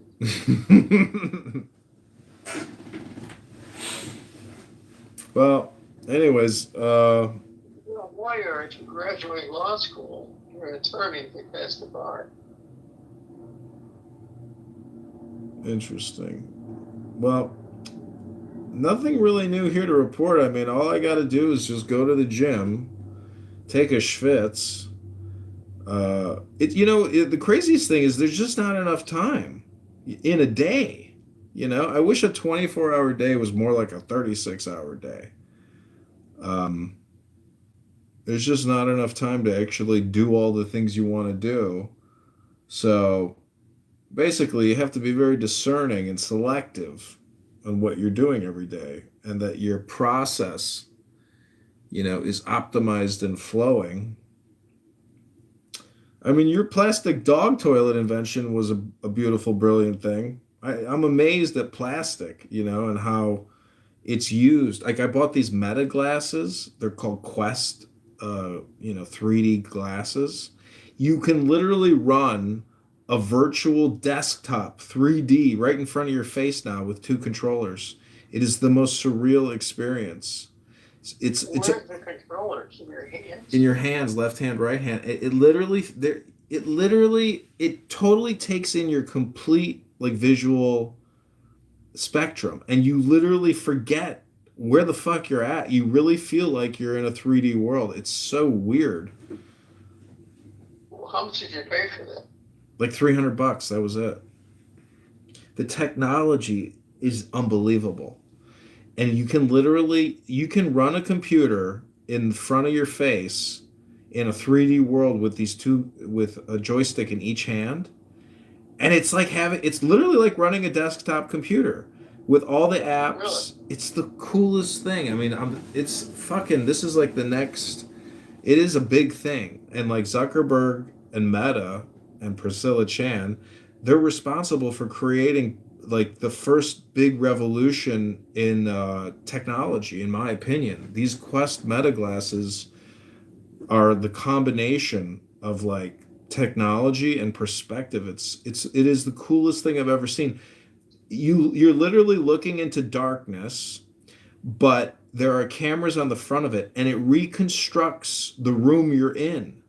and you are now in an augmented reality looking through a lens, but you're looking at your room in a 3D environment. It's the coolest technology I've ever seen for $300. It's like and I've only spent maybe like 2 hours using it, and it's so confusing to use.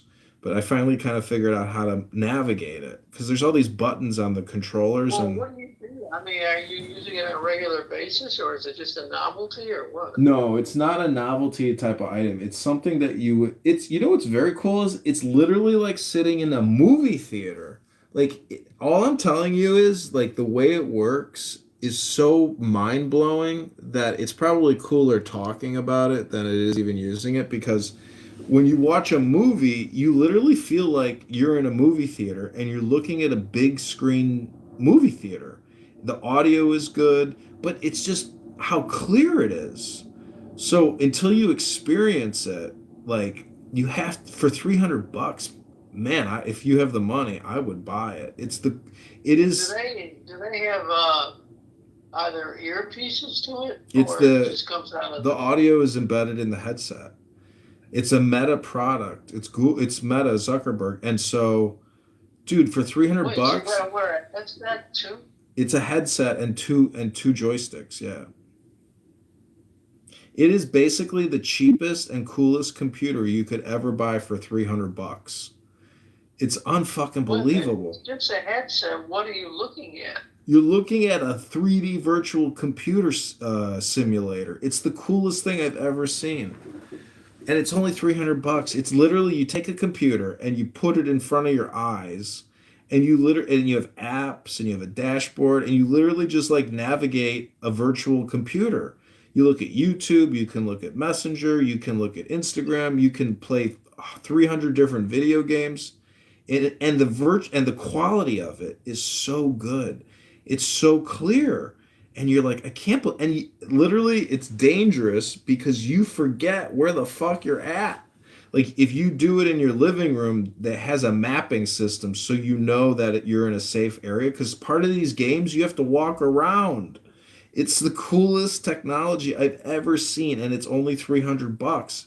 It blows my mind. How the fuck? Well, I'm gonna check it out. What's the name of it? Meta Quest. META Quest. Yeah, I only bought it because Amazon had it, for $300. I was like, damn, that's a good deal. $299. I was like, I'll give it a shot. You could always return it, right? Huh? You can always return it. You can, You but like it. I would never return it because it's a computer. It's literally a computer, and it's the coolest way to like visualize a computer you've ever seen. It's like unlike anything you've ever experienced. And when you look at it, you look at the lenses, they're like these weird spiral hologram lenses. And when you experience it, you're like, I can't believe how the fuck this is working. It's really good. This is why Meta is like putting out products that are like the future of technology How long now. is the battery base? An hour and a half, and then you just plug it back in, or you could plug it in when you're using it. But it is the first truly really great 3D hologram virtual simulator computer I've ever seen in my life. I've never seen a product like this. I can't tell you just how amazing it is, because I love computers, I love pictures and videos, and so from that perspective, it's like the hottest product I've ever seen. And you don't know the value of it until you actually experience it, because it's such a high quality product that when you start using it, you're just fucking blown away at how good it is. I'm gonna check it out. I'm telling you, this is like a cell phone that should be like $3,000, because it's technically a cell phone. You can make calls on it. It's just the coolest product I've ever bought for $300. I'll send you a link so you know Get for a sure. battery pack extender for it? No, you just plug it in with your regular charger. You don't need a battery pack extender or anything. Well, what if you're out in the middle of God knows where and it runs out of power? You just plug it in. The battery charger, it's full Plug it lithium. in. You're in the middle of nowhere and you're gonna plug it in. You gotta have juice, but you're never gonna take it away from your house. You're gonna sit on your fucking couch. That's what I'm telling you. You sit on your fat ass, and you're like in a different world. It's the coolest thing I've ever seen. You don't need to trust me. I'll send you a link, but I'm telling you, if you, I know you love, I know you love the internet and technology, and honestly, like to use this thing twice a day is like it's just very cool. I've never seen anything like it. It's so good. Yeah, MetaQuest 3. MetaQuest 3. Okay. You can buy one for $4.99, or you can buy one for $2.97. I kind of wish I had the one with the more gigabytes, but I went with the cheaper model because I'm like, fuck it. Maybe this thing sucks. Oh, it's got more memory. It fills up really fast. You download a video game, it's 21 gigabytes, so you can download limited shit. And I tried to download everything, and I hit a threshold.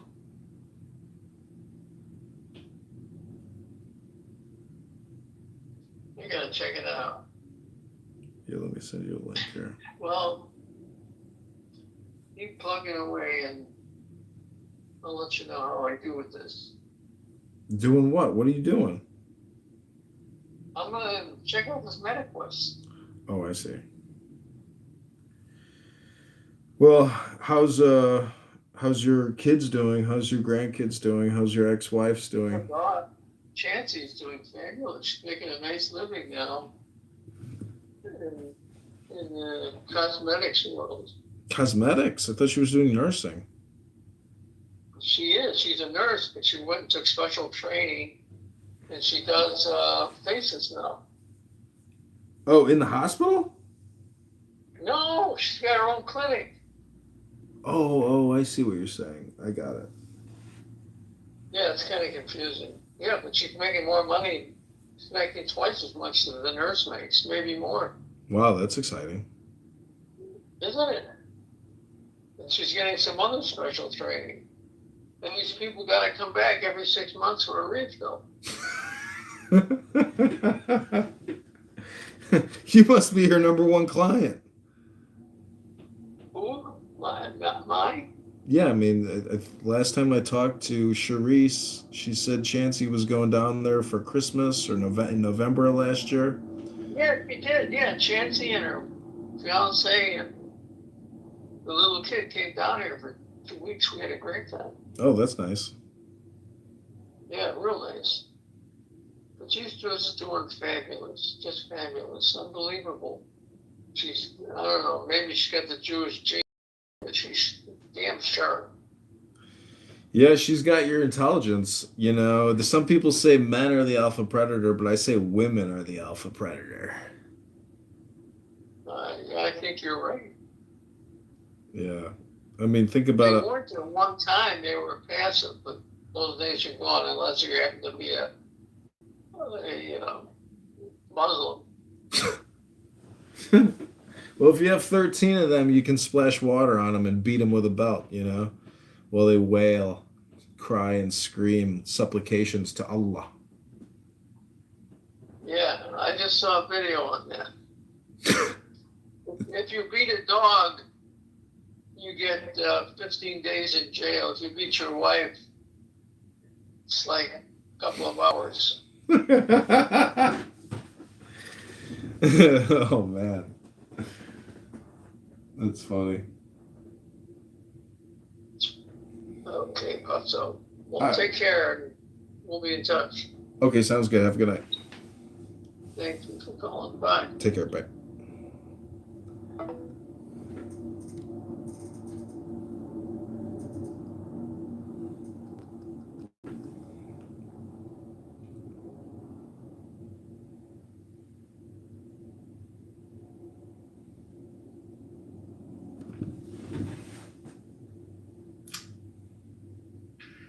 Like a sort of fungus or slime on the top of the whole thing. But we're thinking in a way, you see, that disconnects the intelligence from the rocks. Where there are rocks, watch out. Watch out, because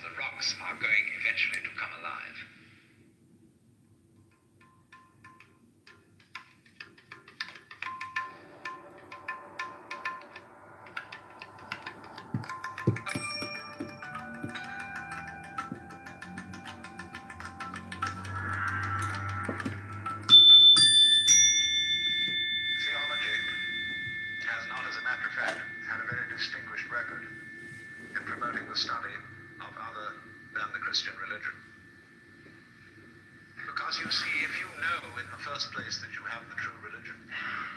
There really is no point in studying any other one, and you can very quickly find reasons for showing them to be inferior, because that was a foregone conclusion. They had to be.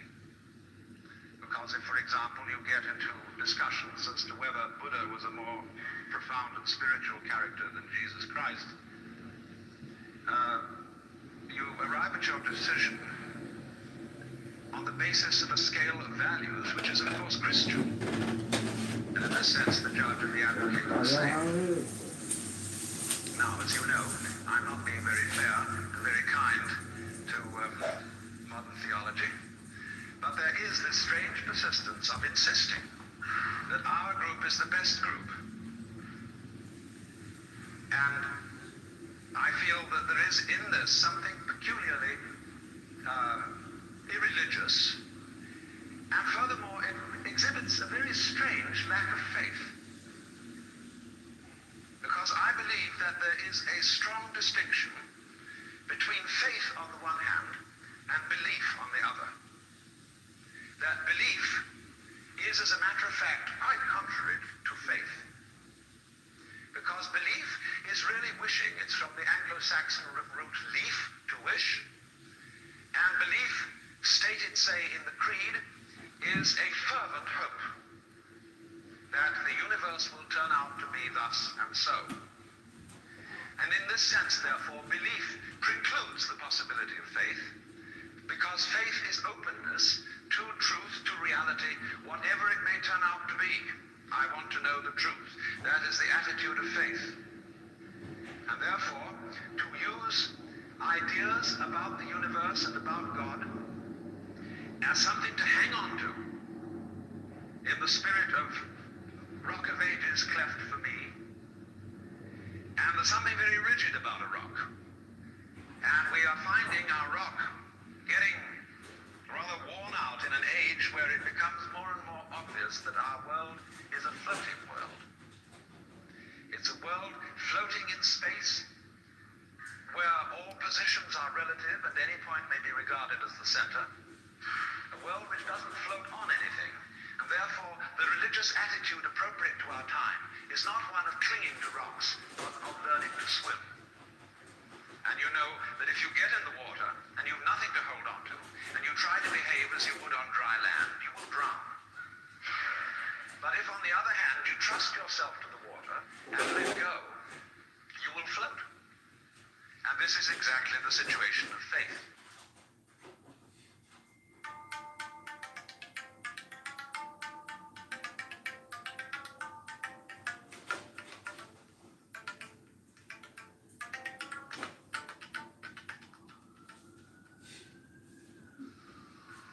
The Christian proverb is that man's extremity is God's opportunity. And so people, in other words, have to get desperate. Imagine the idea that the moment you were born, you were kicked off the edge of a precipice, and you were falling. As you fell, a great lump of rock came with you, and is traveling alongside you. And you're clinging to it for dear life. And thinking, gee, I've got to hold on to this, see? Well, it doesn't do a thing for you. And it's only making you anxious. And it's only when you understand that it doesn't do a thing for you that you let go and relax. So everybody's in this situation. We're all completely insecure. We're all headed straight for death as if we had been condemned by a judge. And yet here we are all clinging on to things. And we have all sorts of alibis for doing this. We say, well, I have responsibilities for my dependents and I've got to cling on. But all you're doing is you're teaching your dependents to cling the same way as you are. And making them miserable by learning to go on surviving compulsively. So the thing is, same way, if you're caught in a torrent and you try to get out of it by swimming against it, you'll just wear yourself out and you're still carried along with it. So the sensible thing to do is to turn around and swim with it. And if you want to get out of it, swim towards the edge.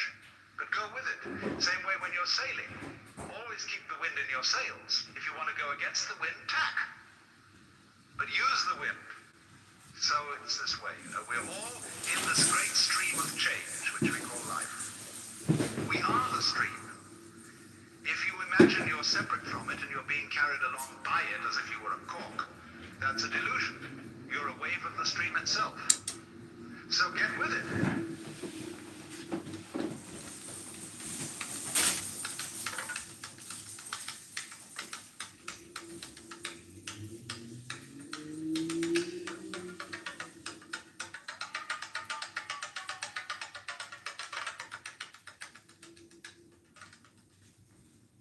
I had a friend who was studying Zen in Japan, and he got pretty desperate to produce the answer of who he really is.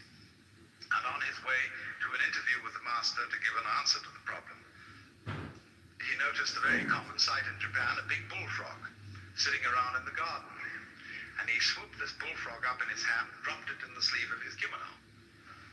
And then he went into the master, and to give the answer of who he was, he suddenly produced the bullfrog. And the master said, too intellectual.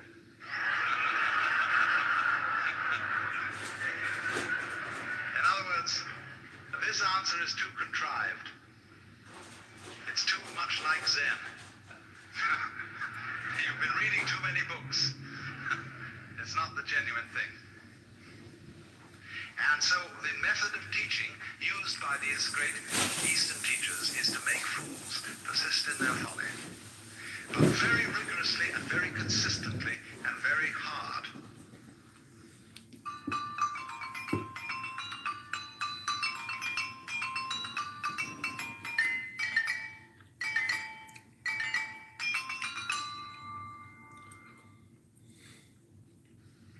Now, if you go to a Zen teacher, he'll say, well, I have nothing to teach. There is no problem. Everything's perfectly clear. You think that one over. You say he's probably being cagey.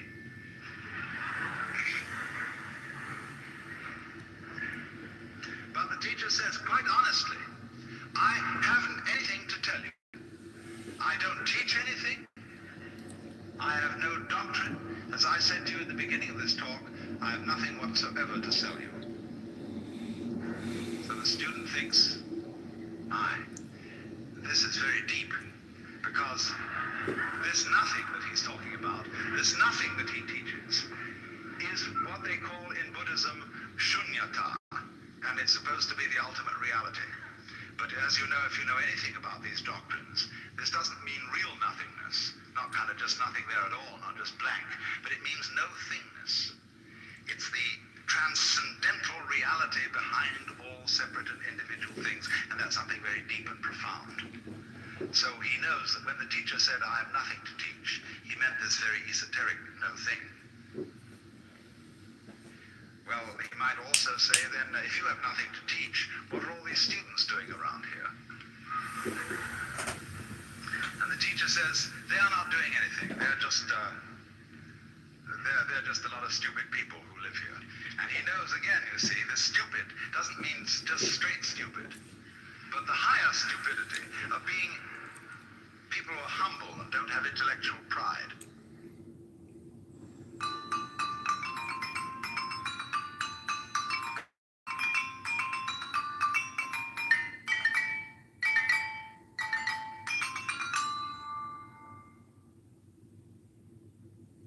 So you perform a discipline by experiment, by reductio ad absurdum of his premises. And so in the same way, the guru, whether Hindu or Buddhist, performs a reductio ad absurdum on the premise of the skin-encapsulated ego. Well, what happens then? You might imagine from garbled accounts of Eastern mysticism that one thereupon disappears forever into an infinite sea of faintly mauve jello.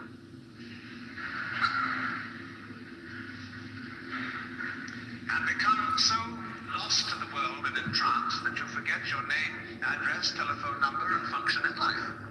and nothing of the kind happens. The state of mystical illumination, although it may, in its sudden onset, be accompanied by a sensation of tremendous luminescence and transparency, as you get used to it, it's just like everyday life. Here are the things that you formerly thought were separate individuals, and here is you, who you formerly thought was merely confronting these other people. When the great Dr. D.T. Suzuki was asked, what is it like to be enlightened, he said it's just like ordinary everyday experience, except about 2 inches off the ground. Because what is altered is not the way your senses perceive. What is altered is what you think about it. Your definitions of what you see. Your evaluation of it. So when you don't cling to it, when you have no longer a hostile attitude to the world because you know the world is you. It is.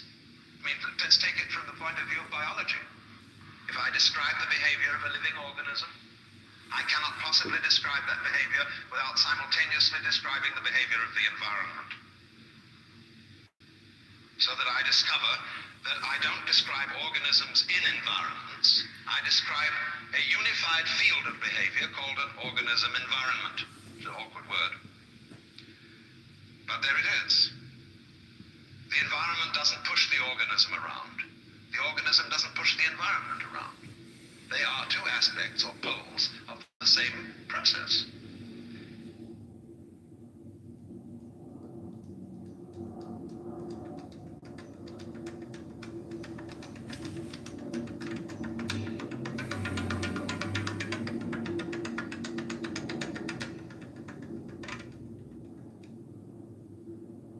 See, in the history of philosophy and poetry and art, we always find the interchange of two personality types, which I call prickles and goo. The prickly people are advocates of intellectual porcupinism.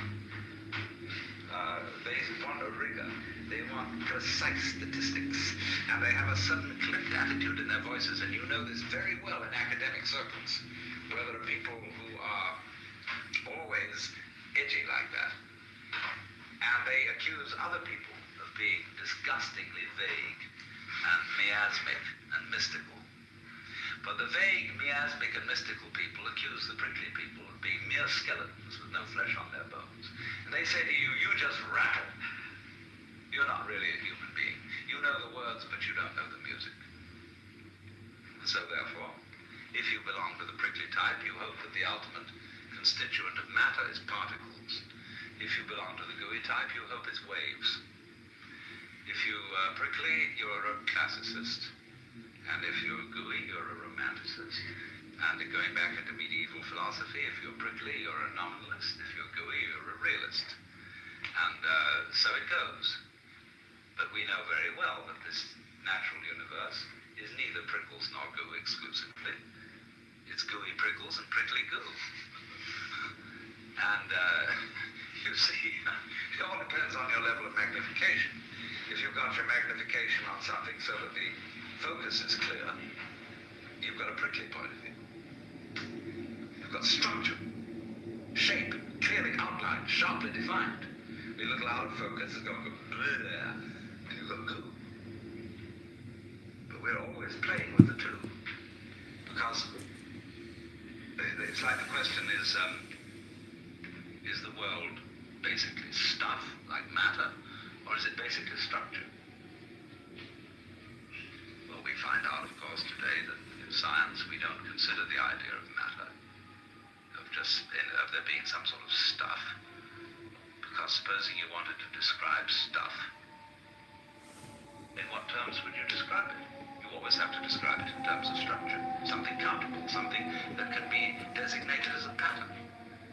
So we never get to any basic stuff. There is a sense in which the universe is purely game, but not in the sense of a one-upmanship game, but in the sense of music, which is lowing with sound, is dancing delightfully with sound, you see. And nobody was ever able to give a better account of what it's all about. I mean, let's take the traditional Christian account of what the angels do in heaven. Why, they sit around the throne of God and sing Alleluia, Alleluia, Alleluia. And they're going, you know, that's not just Alleluia in a sort of formal way, but they're going,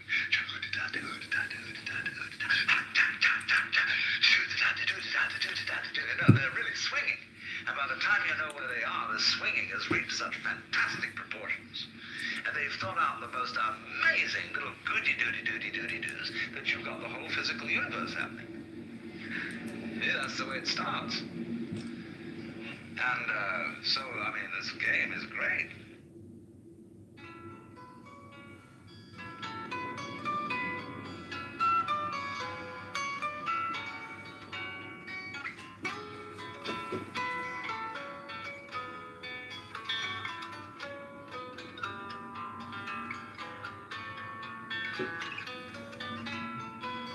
The following program was drawn from a seminar called Learning the Human Game. It was recorded in Michigan in April of 1965. In this talk, Alan Watts notes the 4 questions that, quote, all philosophers have discussed since the beginning of recorded. 1, 2,